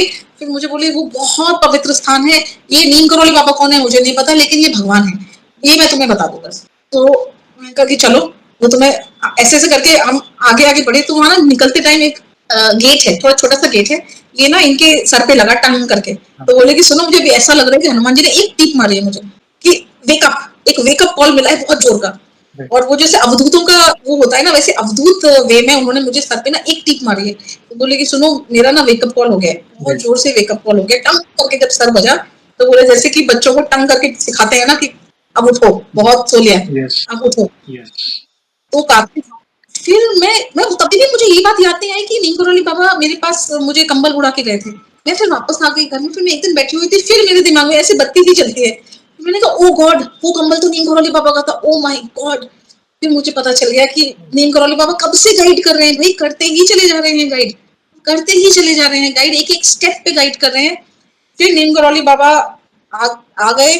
फिर आप सोचिए जयेश भाई कि मैं लखनऊ की रहने वाली हूँ। आपका एक वीडियो मैंने अभी 2-3 दिन पहले देखा था, उसमें एक लेडी थी जो लखनऊ की थी, वो हनुमान सेतु की बात कर रही थी। हनुमान सेतु तो हम हनुमान सेतु के साथ ही बड़े हुए हैं, लेकिन मतलब सुनते हुए, मैम तो हमारे यहाँ तो कोई मंदिर नहीं जाता, कोई ऐसा कल्चर नहीं है, तो हम तो नहीं जाते थे, सुनते थे यूनिवर्सिटी में लोग एग्जाम से पहले वहां जाते हैं सर टिकाए, तो हनुमान सेतु हनुमान सेतु हनुमान सेतु ऐसा ऐसा सुनते थे। नीम करौली बाबा का कनेक्शन उसके साथ है, हमको पता ही नहीं था। हमें कुछ पता ही नहीं। मैं वापस आई, एक दिन मेरे कजिन का फोन आया कि तुमको कुछ पता भी है नीम करौली बाबा के बारे में। ऐसे भाई मुझे बहुत कुछ पता है, तुमको क्या पता है? इसे अरे हम लोग बेवकूफ हैं, हमको ये पता नहीं है कि हनुमान सेतु का कनेक्शन उनके साथ है। नीम करौली बाबा कब से गाइड कर रहे हैं हम सबको। ऐसे करके ना मेरी फैमिली में धीरे धीरे सब जगने लगे। मतलब आप ये समझ लीजिए मेरे पिताजी के जाने के बाद जो सब लोग इतने सालों से सो रहे थे, धीरे धीरे जगने लगे। मेरा कजिन मुझे फोन करता है कि प्लीज याद करो इस बात को। मैंने कहा कि मैं तो कुछ याद नहीं कर सकती, मैं तो सिर्फ रो सकती हूँ बस, क्योंकि मैं अपनी साधना के बारे में तो नहीं बताती किसी को, क्योंकि वो भी सबको थोड़ा कैसा, मैं कह दूं प्रभु श्री राम के मुझे दर्शन हुए थे, वो मुझे बोलेंगे तुम्हारी औकात है कि प्रभु श्री राम तुम्हें दर्शन दे, मतलब उसमें भी वो मेरा मजाक बनाएंगे, नहीं मानेंगे। तो मैंने कुछ भी ऐसे करके नहीं बोला। खैर ऐसा भी चलता रहा बहुत सारी। हम फिर ना मेरी प्रॉब्लम और बढ़ गई। इन सब के बाद प्रॉब्लम सॉल्व नहीं हो रही थी, प्रॉब्लम बढ़ती जा रही थी। मैं जो लोनलीनेस उससे गुजर रही थी ना, वो 100 टाइम्स ऊंची हो गई, क्योंकि मैंने ना यूनिवर्सिटी से हमें एक स्पेशल लीव मिलती है, मैंने 3 साल की लीव ले ली और हम सिक्किम चले गए रहने के लिए। हम सिक्किम चले गए क्योंकि सिक्किम मेरे हस्बैंड के घर के पास था, ऐसा सोच के हम वहाँ पे चले गए, थोड़ा ब्रेक ले लिए। कोरोना के टाइम से पहले हम चले गए। हमें कोविड से तो भगवान ने बहुत बचाया, बहुत ब्रेक दिया, हम आराम से वादियों में आराम से रह रहे थे। बट साइकोलॉजिकली जो लास्ट में जो कपड़े को यूं निचोड़ा जाता है ना, वो जो लास्ट में जो निचोड़ता है ना, वो मेरा तो वहां पे जाके ये हो गया। मैं कल्चरली बिल्कुल ही एलिनेट हो गई। मैं तो एक दूसरे कल्चर में मैंने शादी करी है, जहाँ बोली भाषा खाना पीना उठना बैठना सब कुछ अलग है। मैं सब वो भाषा बोलती हूँ, एडजस्ट भी करती हूँ, सब कुछ करती हूँ, but it's completely opposite to mind. सब कुछ अलग है। मतलब वहाँ तो मतलब प्रभु श्री राम की भी कोई ऐसी खास उपासना नहीं होती, एटलीस्ट इस फैमिली में। देवी माँ की तो होती, प्रभु श्री राम का तो कोई मतलब ऐसे अस्तित्व ही नहीं है वहाँ पे। हनुमान जी का भी कोई अस्तित्व नहीं है। ऐसे रिचुअल के तौर पे जरूर होगा, लेकिन रियल में नहीं है। कोई हनुमान जी से नहीं जुड़ा, कोई श्री राम से नहीं जुड़ा, वहाँ पे कोई श्री कृष्ण से भी नहीं जुड़ा। वहाँ पे थोड़ा अलग सिस्टम चलता है। एनीवे, मैं तो बिल्कुल ही लोनली हो गई। मैं ऐसी हो गई कि मतलब मैं तो ना मतलब फिर तो मुझे लगा पहाड़ों में तो ना मरना बहुत आसान होता है, कहीं से कूद जाओ तो बहुत आराम से मर सकते हो, ज्यादा मेहनत भी नहीं लगती। पहाड़ में तो यूं स्लिप हुए और ऐसा करके मेरे मन में मतलब आता था। लेकिन वहां पे भी बहुत सारे इंसिडेंट्स हुए, मैं वो इंसिडेंट्स नहीं बताऊंगी, लेकिन मैं वही लास्ट मिनट में वो सब साइकोलॉजिकल इंसिडेंट्स थे, मतलब ऐसे बहुत ही भयंकर भयंकर इंसिडेंट्स थे। लेकिन लास्ट में अगेन वो मेल वॉइस मुझे बता दे कि यहाँ जाओ, ये करो, ऐसा ऐसा। वो मेल वॉइस तो छोड़ ही नहीं रहे, वो मेल वॉइस छोड़ती ही नहीं है। लेकिन मुझे अब सोचिए, हम जब सिक्किम रहने गए सबसे पहले हम कहाँ गए थे? हनुमान जी के मंदिर। वहाँ पे एक हनुमान टोक करके मंदिर है, टॉप पे है, है ना, हिल पे। लेकिन ये बात मुझे ना सिक्किम में रहते हुए रियलाइज नहीं हुई। जैसे हनुमान जी के मंदिर गए थे सीनिक ब्यूटी के लिए, वहां से कंचनजंगा की रेंज बहुत सुंदर दिखती है। हनुमान जी की भक्ति के लिए नहीं गए थे, कंचनजंगा को देखने के लिए गए थे। लेकिन हनुमान जी ने वैसे भी बुला लिया। मतलब जैसे आपने बोला ना, भगवान छोड़ते नहीं है। हमें इतनी रियलाइजेशन नहीं है, इतनी अकल नहीं आ पा रही, लेकिन वो इनडायरेक्टली जैसे नीम करौली बाबा ने ऐसे नहीं बोलते कि आप राम का ना राम राम झूठा नाम लेते जाओ, एक दिन सच्चा नाम निकल आएगा। कंचनजंगा की फोटो खींचने के लिए चले जाओ, लेकिन हनुमान जी के पास तो पहुंच गए ना। वहां जाके कोई भक्ति भाव नहीं किया, कुछ भी नहीं किया। मैं तब तक बिल्कुल डार्कनेस में एनवेलप, मतलब ये सब ब्यूटीफुल इंसिडेंट्स होने के बाद भी मैं डार्कनेस में थी। मतलब आप समझ लीजिए कि मैं इतनी साधना कर रही हूँ, फिर भी मैं ना होप नहीं थी मेरे जीवन में, कोई भी मुझे ना वो होप नहीं दिखती थी। साधना में अच्छे अनुभव हो रहे थे, बहुत सुंदर अनुभव हो रहे थे, लेकिन ना मैं लोनलीनेस जो तोड़ती है ना इंसान को, वो कुछ अलग ही चीज होती है। मतलब मुझे यूँ लगता था कि भगवान आप ना मुझे बस बुला लो, हो गया। मैं आपका ना ऐसे मैं साधना में जो एक्सपीरियंस कर रही हूँ ना, अब मुझे ना इस बॉडी में नहीं करने वो एक्सपीरियंस, वो मुझे बॉडी से फ्री होके करने हैं। लेकिन क्योंकि मुझे किसी ने वापस भेजा था चेन्नई के पास कि वापस जाना है, तो मुझे मतलब जब कॉन्शियसनेस आई थी तो सिर्फ एक ही याद आया था कि मेरा एक बच्चा है। मुझे ना अभी मतलब मेरा टाइम नहीं हुआ, मुझे मेरा एक बच्चा है, मेरा बच्चा है, ऐसे करके याद आ रहा था। हनुमान टोक जाते थे। फिर आपके वीडियो में ना कुछ टाइम पहले एक वो आए थे, उन्होंने एक किताब की बात की थी जो हनुमान जी के लिए, एक मिस्टिकल किताब है ना, कली हनुमान। हाँ, कली हनुमान, उसका इंग्लिश वर्जन था इमोर्टल, इमोर्टल करके कुछ उसका वर्ड है। वो मैंने खरीदी थी। हनुमान जी मतलब हर तरफ से एंटर कर रहे हैं, बस मुझे नहीं पता चल रहा है, मैं रियलाइज ही नहीं करती हूँ।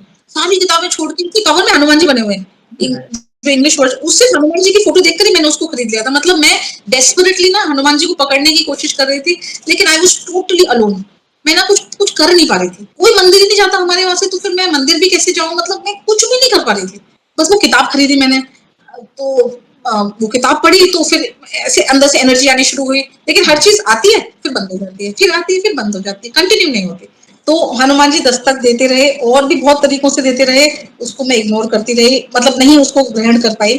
फाइनली वापस हम दिल्ली आ गए 4 सालों के बाद, और हम 2023 में लास्ट ईयर दिवाली के दिन हम नैनीताल गए। दिवाली पे हम उस शाम हम हनुमानगढ़ी मंदिर गए। नीम करोली बाबा ने बनाया हनुमानगढ़ी मंदिर। हम पहले तो हनुमान जी के सामने पहले मैं वहां पे रोई, लेकिन मैं ज्यादा देर रुकी नहीं।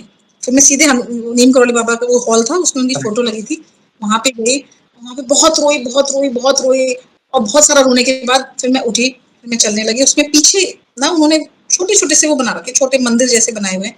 तो एक में शिवलिंग है, शिव जी का मंदिर है। मैं तो कभी भी शिव जी के मंदिर नहीं गई आज तक, ना मैंने शिव जी की भक्ति करी, ना ही मैंने कुछ भी नहीं किया। मैंने तो सिर्फ रो रो के हनुमान जी को याद किया। मैंने तो भक्ति किसी भी प्रभु की, किसी भगवान की, किसी देवी देवता की करी ही नहीं आज तक। बस मैंने ऐसे हनुमान जी को रोते रोते में याद किया है लाइफ में, और कुछ भी नहीं किया। तो मैं तो शिव जी के मंदिर ऐसी फॉर्मेलिटी में ही बस यूं हाथ जोड़ने के लिए गई थी, वो सब भी कुछ नहीं कर पाई। मैं वहां जैसे ही पहुंची, मेरा तो एक दूसरा ही कुछ एक्सपीरियंस हो गया। खड़े खड़े समाधि लग गई, वो ऐसी डीप समाधि लग गई खड़े खड़े कि मैं, मतलब मैं हूं भी और मैं नहीं भी हूँ। और वो समाधि जब लगी, तो वो शिवलिंग के ऊपर मैंने देखा, तो वहां पे ना ऐसे मुझे ब्रह्मांड पूरा, गैलेक्सीज, मिल्की वे, सब कुछ घूमता घूमता घूमता दिखा। और ऐसा लगा कि मुझे अब ना वो, अब मुझे, मतलब मैं क्या कहूँ, बाबा फाइनली मुझे आंसर कर रहे हैं मेरा एक क्वेश्चन।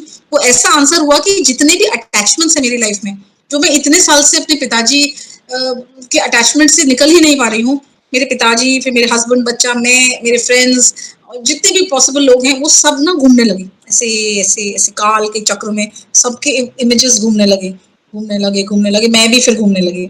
और वो जो मृत्यु का जो चक्र है, जो मुझे बहुत बांध रहा था, वो उसने मुझे 1 मिनट में वो मुझे फ्री कर दिया। वो डेथ की ग्रीफ से, डेथ के फियर से, सब चीज से उस वो जो विजन, मैं कैसे उसको बताऊं, जैसे यहाँ पे हार्ट चक्र में जब यूं घूमता है, वो होते होते वो मैनिफेस्ट हुआ था आंखों के सामने। और मृत्यु के इस चक्र से मुझे टोटली, मुझे हनुमान जी की भक्ति नहीं बोलूंगी, हनुमान जी नहीं, क्योंकि मैंने भक्ति करी ही नहीं। तो मैं ऐसा कोई क्लेम नहीं कर सकती कि मैंने हनुमान जी की कोई बहुत भक्ति करी है। हनुमान जी ने क्या किया है, हनुमान जी ने मेरी लाइफ के 2 सबसे बड़े प्रॉब्लम से मुझे आजाद कर दिया। एक, ये जो डेथ का, ये जो डेथ की ग्रीफ थी, ये जो मृत्यु का शोक था, जो एक पहाड़ की तरह मेरे शोल्डर्स पे लदा हुआ था, इससे मुझे बिल्कुल फ्री कर दिया। और एंगर और रिएक्शन, जो मैं, क्योंकि मुझे इतना सारा ह्यूमिलिएशन एंड रिजेक्शन मिला मेरे पर्सनल रिलेशनशिप्स में और सब जगह, प्रोफेशनल में भी, कि मैं ना बहुत रिएक्शनरी और बहुत एंग्री रहती थी हमेशा। मुझे ऐसा, मेरी जो ईगो थी ना, उसको खत्म कर दिया उन्होंने इतनी ब्यूटीफुल तरीके से। वो मेरा लास्ट पार्ट होगा, मैं आपको यही बस बताने जा रही हूँ कि मेरी ईगो को उन्होंने खत्म कर दिया। और उसमें आपकी वीडियोस का भी बहुत इम्पोर्टेंट, मतलब एक कनेक्शन है। तो ये सब आपकी वीडियोस तो मैंने अभी सिर्फ 4-5 महीने पहले ही देखने शुरू किए। मुझे तो पता भी नहीं था कि ऐसे इतने सुंदर वीडियोस, ऐसा खजाना कहाँ पे है, मुझे पता ही नहीं था। अभी तो खजाना मिला है। तो मैं इसको कुछ भी नहीं छोड़ती हूँ, नॉन स्टॉप। तो इस साल अप्रैल में मैं अगेन रिसर्च के लिए जोधपुर गई थी। उस समय क्या हुआ, 2 चीजें हुई। एक तो धीरेन शास्त्री जी के वीडियोस मैंने देखे, पर वो मैंने आउट ऑफ क्यूरियोसिटी देखे थे, वो मैंने और किसी पर्पस के लिए नहीं, कि ये वो मीडिया में चर्चा हो रही थी, तो मैंने कहा देखूं कि ऐसा क्या है। लेकिन मुझे वो कुछ ज्यादा मैं बस समझ नहीं पाई। बस मुझे इतना है कि इतनी चमक, इतनी प्रभु की चमक उनकी आंखों में दिखी, इतना मुझे पता चल गया कि भाई ये कोई बहुत ग्रेट सेंट है। तो मैं जिस दिन इस लेवल पे आऊंगी कि मैं इनको देख सकूं, मैं अभी मेरा वो लेवल नहीं है, ऐसा मुझे पता चल गया। मैं फिर चुपचाप बैठ गई, मैंने कुछ भी नहीं देखा, फिर एक भी वीडियो नहीं देखा। फिर मैं जोधपुर गई, तो ऐसे बागेश्वर धाम ऐसे दिमाग में था, बालाजी दिमाग में चल रहा था। वहां पे मुझे समय मिला, मैं अकेली थी, मैंने रात भर में उनके वीडियोस देखना शुरू किया। और मैं पागल हूँ, तो मुझे लगा शायद मेरा लेवल थोड़ा सा इंप्रूव हुआ है, कि मेरा ये लेवल है कि मैं इनका वीडियो ग्रहण कर सकूं। अभी तो पहले तो मेरा वो लेवल ही नहीं था। तो मैंने उनका वो देखना शुरू किया, मैं देखती गई, पागलों की तरह देखती चली गई। और फिर मुझे ऐसे ना धीरेन शास्त्री जी कैसे लगने लगा कि मुझसे कुछ कह रहे हैं, ना बालाजी चले जाओ, बालाजी। मैंने कहा यार, ये तो बालाजी मतलब मध्य प्रदेश में बता रहे हैं, ये बालाजी कैसे चले जाओ। तो मुझे फिर या एकदम से स्ट्राइक हुआ कि सालासर बालाजी यहाँ पे पास में है। Yes. ये सब बालाजी एक ही है, ये बात भी मुझे पता नहीं थी। तिरुपति बालाजी भी है। मैं तो वैसे ही मंदिर नहीं जाती, तो मुझे कुछ कॉन्सेप्ट क्लियर नहीं था कि कौन बालाजी ऐसे प्रकट होते हैं, मतलब स्वयंभू है, हनुमान जी की शक्ति, कुछ भी ये सब आइडिया नहीं था। तो बालाजी बालाजी मैं लोकल लोगों से पूछा, उन्होंने कहा चाहिए फ्राइडे को जाइएगा, सैटरडे को बहुत भीड़ होती है। हम बालाजी गए। बालाजी में अगेन जैसे हनुमानगढ़ी में हुआ था वैसे ही बालाजी में हुआ।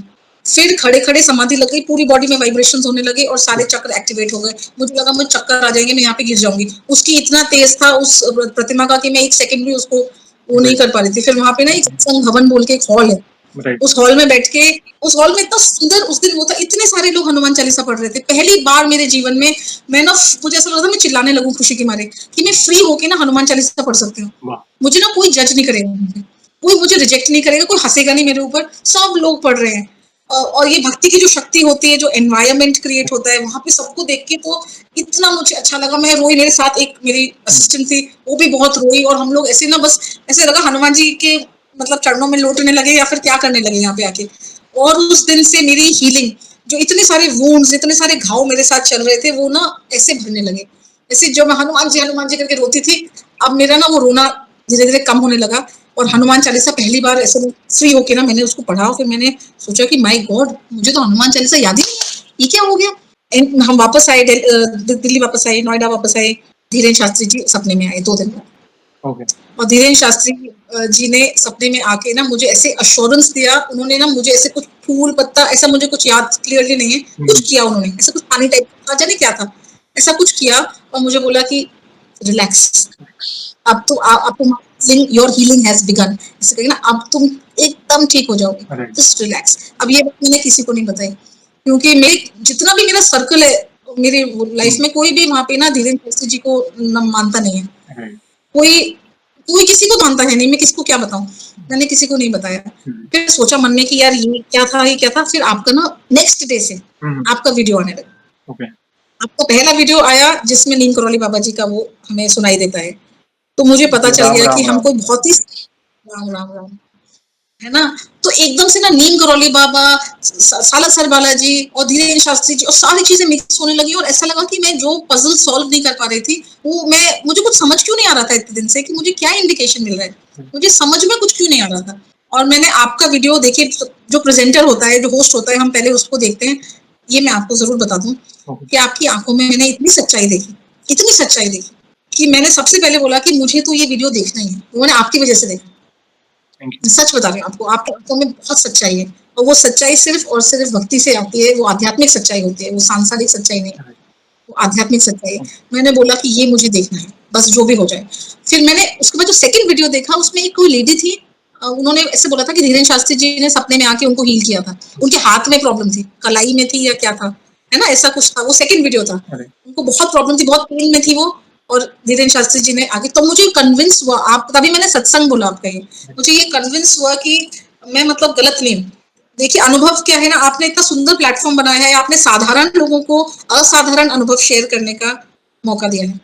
नहीं तो लोग अपने पॉडकास्ट में सेलिब्रिटीज को बुलाते हैं और ये सब कुछ करते हैं। आप मतलब ईश्वर का नाम हम ले पाते हैं, फ्री होके ले पाते हैं। ये तो मेरे लिए रघुनाथ मंदिर के प्रांगण से कम नहीं, कि मैं फ्री होके कुछ भी बोल सकती हूँ, मुझे ना कोई जज नहीं करेगा, ना कोई मुझ पे हंसेगा, और ना ही मुझे ऐसे बोलेगा कि तुम इतनी उल्टी सीधी बातें क्यों बोलते हो। आपके प्लेटफॉर्म पे अब मैं आई एम टोटली फ्री। और जब वो लेडी का एक्सपीरियंस आया, तो मुझे लगा नहीं, धीरेन्द्र शास्त्री जी वाकई में आए थे, मतलब शायद, मतलब मैं ना गलत नहीं हूँ, मतलब ये बात मैंने अभी तक किसी को नहीं बोली, आज पहली बार।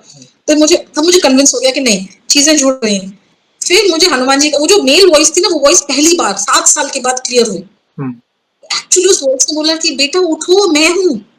मतलब मैं तब से सोच रही हूँ कि है क्या, कौन है जो ये ऐसे स्पंज की तरह हमें ऑब्जॉर्व कर लेता है, ऐसे सेफ्टी नेट की तरह हमें पकड़ लेता है, ये है कौन, कुछ समझ नहीं आता। मैंने अपने गुरुजी से ध्यान में जाते समय कहा था कि प्लीज इस क्वेश्चन को आंसर कर दीजिए, क्योंकि मेरे पिताजी तो है नहीं। अब ये कौन से पिताजी हैं जो मेरा ध्यान रखते हैं, क्योंकि मुझे कुछ नहीं समझ में आ रहा है, मैंने ऐसा कुछ किया ही नहीं है कि मैं डिजर्व करूं, तो कौन है। तो उस दिन मैं चाय पी रही थी और मुझे हनुमान जी की आवाज आई, उन्होंने बोला बेटा हनुमान जी मैं हूँ।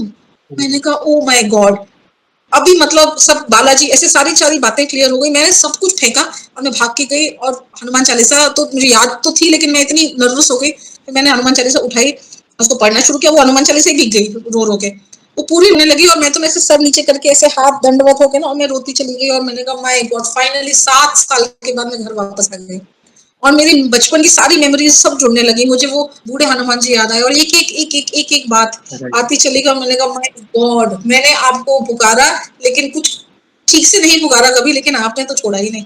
यस। आपने तो कुछ भी नहीं किया, आप तो मतलब ऐसे सेफ्टी नेट हैं कि मैं क्या बताऊं। तो वो आपके वीडियोस से ऐसे ना, फिर वो एक सत्संग होता चला गया, सब लोग अपना इतना ब्यूटीफुल ब्यूटीफुल एक्सपीरियंस बताते हैं। एक लेडी ने अपनी चाइल्ड बर्थ का बताया था, जब वो लेबर रूम में, वो सब लोग ने जय श्री राम बोला था यस। यस। और डॉक्टर से मिली थी, तो वो डॉक्टर मतलब कुछ खास पहचाने भी नहीं थे। तो मतलब मुझे इतना इतना सुंदर लगा ना उनका वीडियो, और उससे मुझे ये पता चला कि जो मैं अपनी नेकेड आईज से चीजें देख रही हूँ ना, एक्चुअली वो सच है। तो मेरी कॉन्शियसनेस ने जो मुझे ईश्वर की, मैं श्री राम के जो दर्शन कराए थे, वो मेरा हेलुसिनेशन नहीं था। मैं तो प्रभु श्री राम को बुला भी नहीं रही थी, लेकिन वो तो सुन रहे थे। यस। तो वहां पे खड़े होकर सुन, तो मुझे ना इतना कन्विंस हुआ कि श्री राम ने एक्चुअली मतलब it is possible, it is possible. मैं फाइनली, मैं मतलब गलत नहीं हूँ। ऐसे करके ना फिर हनुमान चालीसा को पढ़ना अच्छे को जपना अच्छे से शुरू कर दिया, करते चली गई। मैं कुछ भी स्पेशल भक्ति नहीं करती, मैं तो कुछ भी नहीं करती, क्योंकि साधना निर्गुण करनी है तो हनुमान जी की कोई प्रतिमा भी नहीं है मेरे पास, और कोई मैं नैवेद्यम और कुछ अर्पण करना, और मैं कुछ भी नहीं करती हूँ। मैं तो ऐसे ही आपसे बात कर रही हूँ, दीवार को देख के तो मैं हनुमान चालीसा पढ़ लेती हूँ, क्योंकि वो तो पवन पुत्र है। तो मुझे पता है ही मटीरियलाइज आउट ऑफ एनीवेयर, वो कहीं से भी आ जाएंगे। तो मुझे क्या उनको एक आइडियल में मैं क्या ढूंढूं, वो तो हर जगह है, वो तो है बस। कभी सूक्ष्म रूप लेते हैं, कभी विकट रूप लेते हैं, कुछ भी ले लेते हैं, कैसे भी आ जाते हैं, कहीं भी आ जाते हैं। मेरा सेकंड जो एंगर और ईगो था ना, उसको ना हनुमान जी ने बिल्कुल खत्म कर दिया। हनुमान चालीसा ने तो खत्म कर दिया, तुलसीदास जी ने इतनी सुंदर चीज हमें, इतनी सुंदर महिमा हमको दी है। उसको पढ़ने से, एक एक लाइन से, एक एक पंक्ति से मेरे ईगो की जितने भी वॉल्स थे ना, जितनी भी दीवारें थी ना, वो टूटती चली गई। क्योंकि मुझे पता चला कि हनुमान जी कंपैशन के देवता हैं। वो कंपैशन, करुणा, वो करुणा के देवता हैं। वो कोई ना external display of masculine strength, वो नहीं है। वो करुणा के देवता है। वो करुणा निधान के तो दास है। तो वो मतलब इतनी करुणा उनके अंदर भरी हुई है। फिर जब सुंदरकांड पढ़ते हैं तो इतना मतलब, सीता माँ के लिए जो इमोशंस है उनके, वो एक वुमन का हार्ट समझते हैं। यस। एक वुमन का हार्ट हनुमान जी बहुत सुंदर तरह से समझते हैं।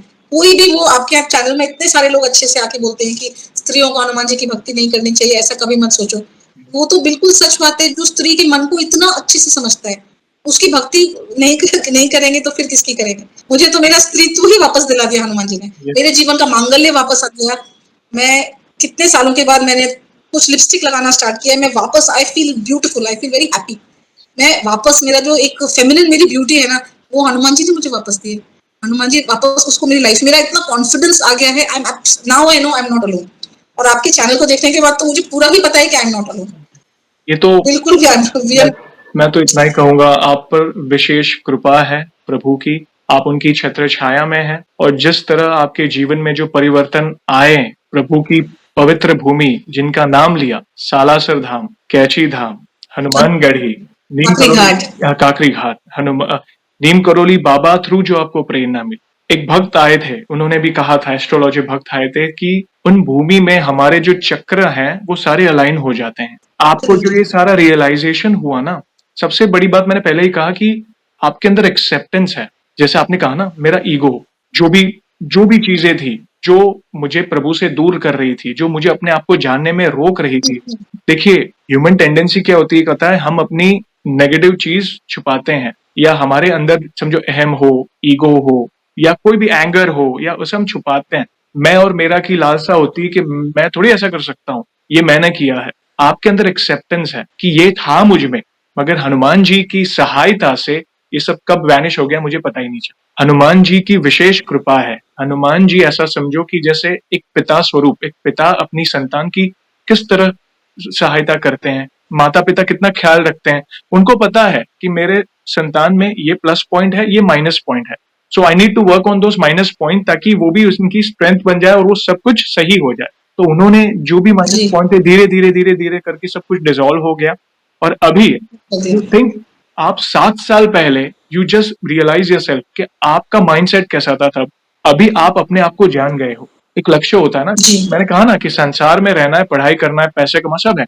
जन्म क्यों लिया है, सुकून कहाँ पे है, ईश्वर कौन है, वो दिव्य शक्ति क्या है, आपको गुरु का ज्ञान हुआ, नीम करोली बाबा कौन उनके बारे में पता चला, पूज्य श्री धीरेन्द्र शास्त्री जी कौन उनके बारे में पता चला। कई बार दुख होता है, ऐसा नहीं कि सिर्फ आपके फैमिली में ये इश्यूज है या एक एनवायरमेंट में ये इशू है, कई बार होता है कि हमें हमारे प्रभु के बारे में ही ज्ञान नहीं है। जैसे आपने कहा कि बालाजी महाराज कौन है पता नहीं, कई लोगों को ये नहीं पता कि वे भगवान शिव जी के ही अवतार है, कई लोगों को ये तक नहीं पता कि हनुमान जी आज भी इस पृथ्वी पर विचरण कर रहे हैं। वे माइथोलॉजी को एक सब्जेक्ट दिया गया है, मगर उनको ये नहीं पता कि ये जो कथाएं हैं वो हो चुकी हैं।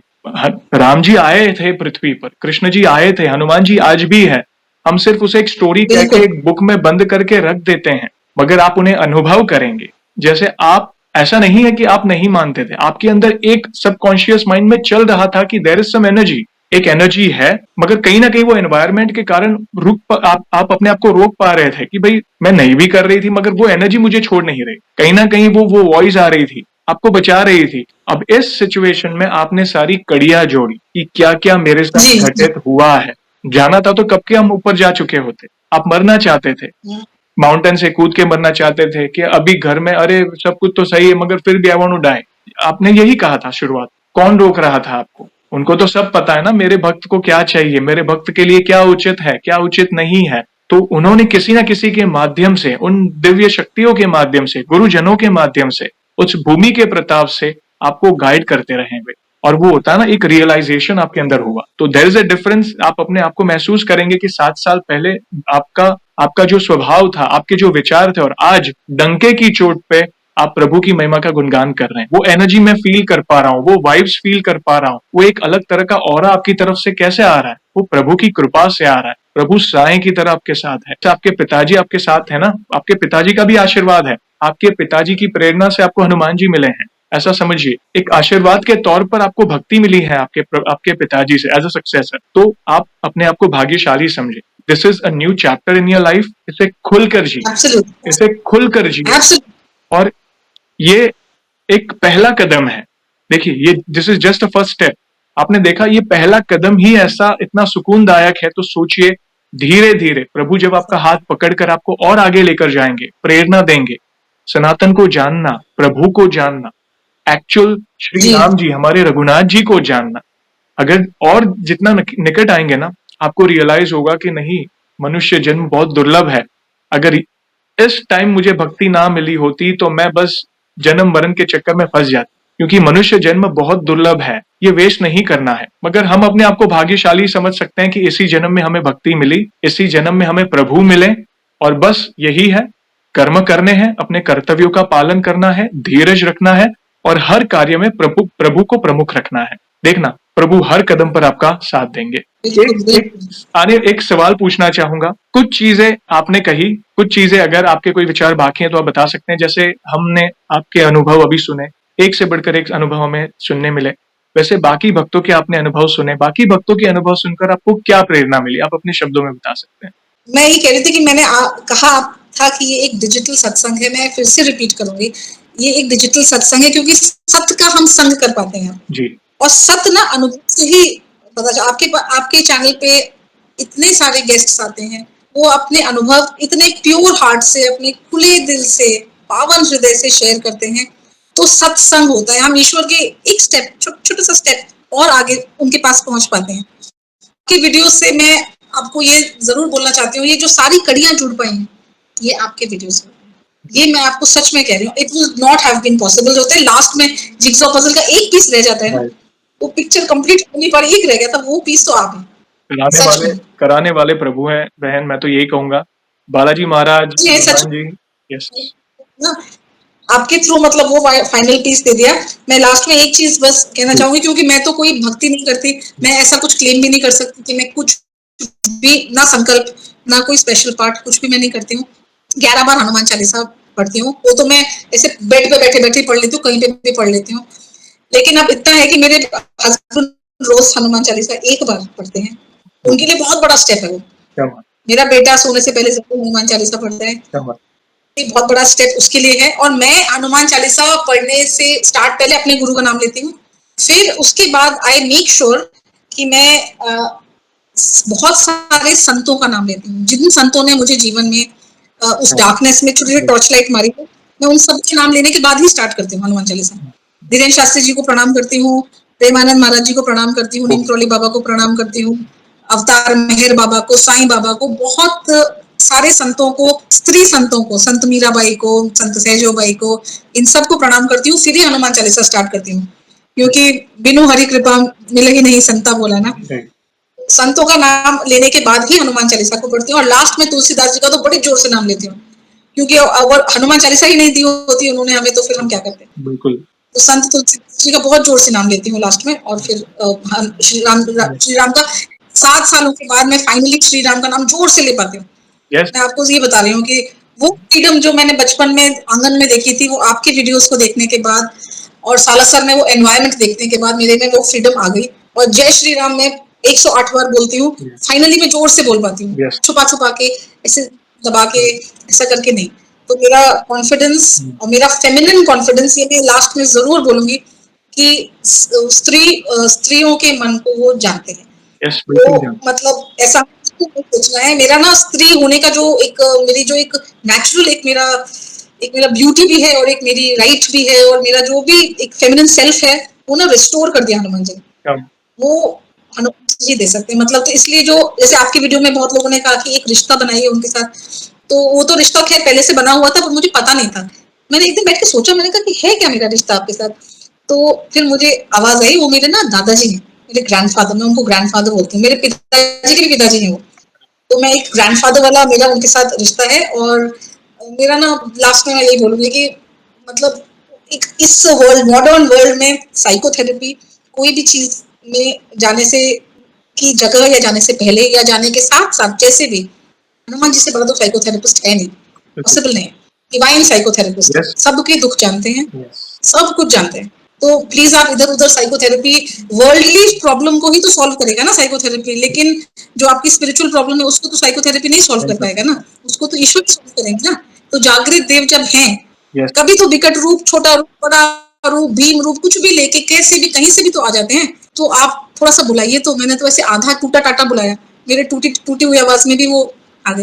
एक्चुअली वो कहीं गए ही नहीं थे। वे आते हैं, वे आपकी थोड़ी भक्ति से भी प्रसन्न होकर दौड़े चले आते हैं। वे बहुत दयालु हैं, करुणा के सागर हैं, वे बहुत भोले हैं, वे हमारे भोलेनाथ जी के ही अवतार हैं। उन कई बार मैंने कहा है, कई बार लोग उनका जो परसोना देखकर डर जाते हैं कि अरे हनुमान जी की कोई पूजा में कोई गलती हो जाए तो दंड मिलेगा।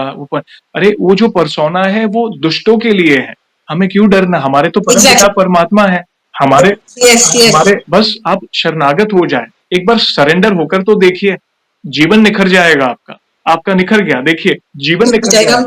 और गर्व से कहे राम का नाम, हमें गर्व से लेना है प्रभु श्री राम का नाम। हनुमान जी बहुत राजी होते हैं, हनुमान जी को सबसे प्रिय प्रभु श्री राम का नाम है।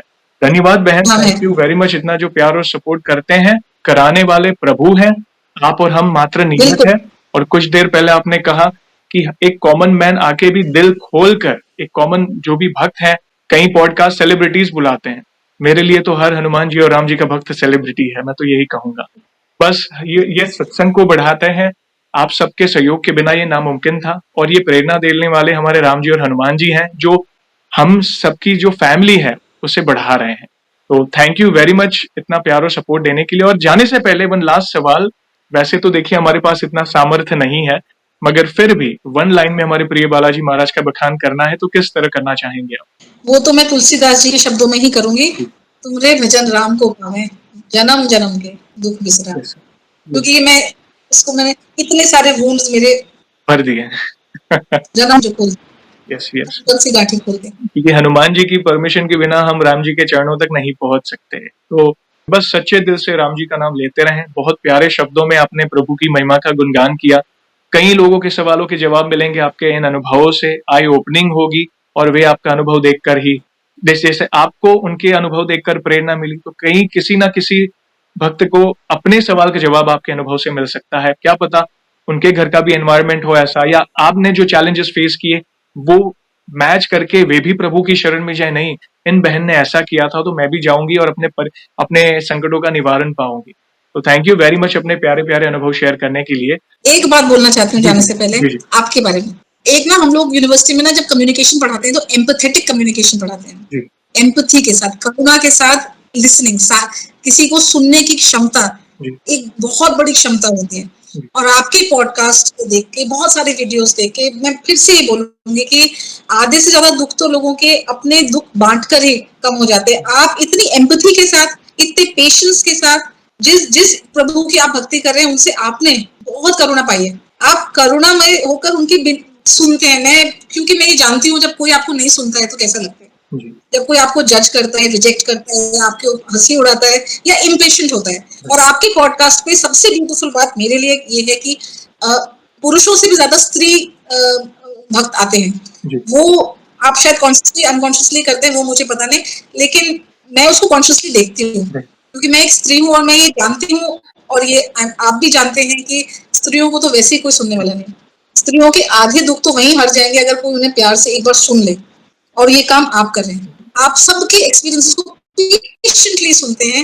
मैं आपको सच बता रही हूँ कि हनुमान जी की भक्ति कैसे कूट कूट के आप में भरी है और कैसे वो चैनलाइज हो रही है। इसके लिए मैं सभी स्त्रियों के बिहाफ पे आपको थैंक यू बोलूँ, ये सच में।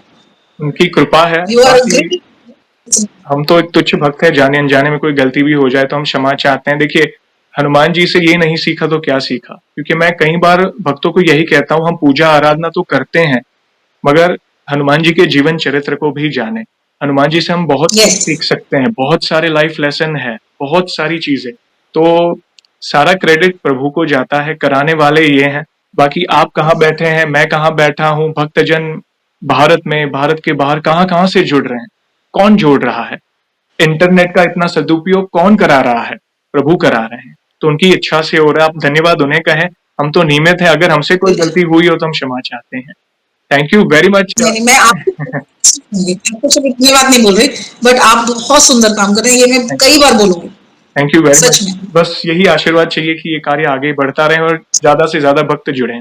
Thank you very much.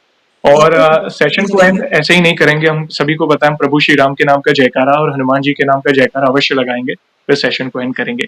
तो आप जुड़िए, जो भी भक्त जहां कहीं से सेशन को देख रहा है, भारत में है, भारत के बाहर है, चल फिर रहा है, ऑफिस में, किचन में, प्लीज जयकारे में जुड़िए, फिर सेशन को एंड करेंगे। तो बोलिए सियावर रामचंद्र की जय, जय पवन सुत हनुमान की जय। जय वंस अगेन बहन, थैंक यू वेरी मच अपने प्यारे प्यारे अनुभव शेयर करने के लिए। जय श्री राम, जय हनुमान। जय श्री राम, जय हनुमान बाबा।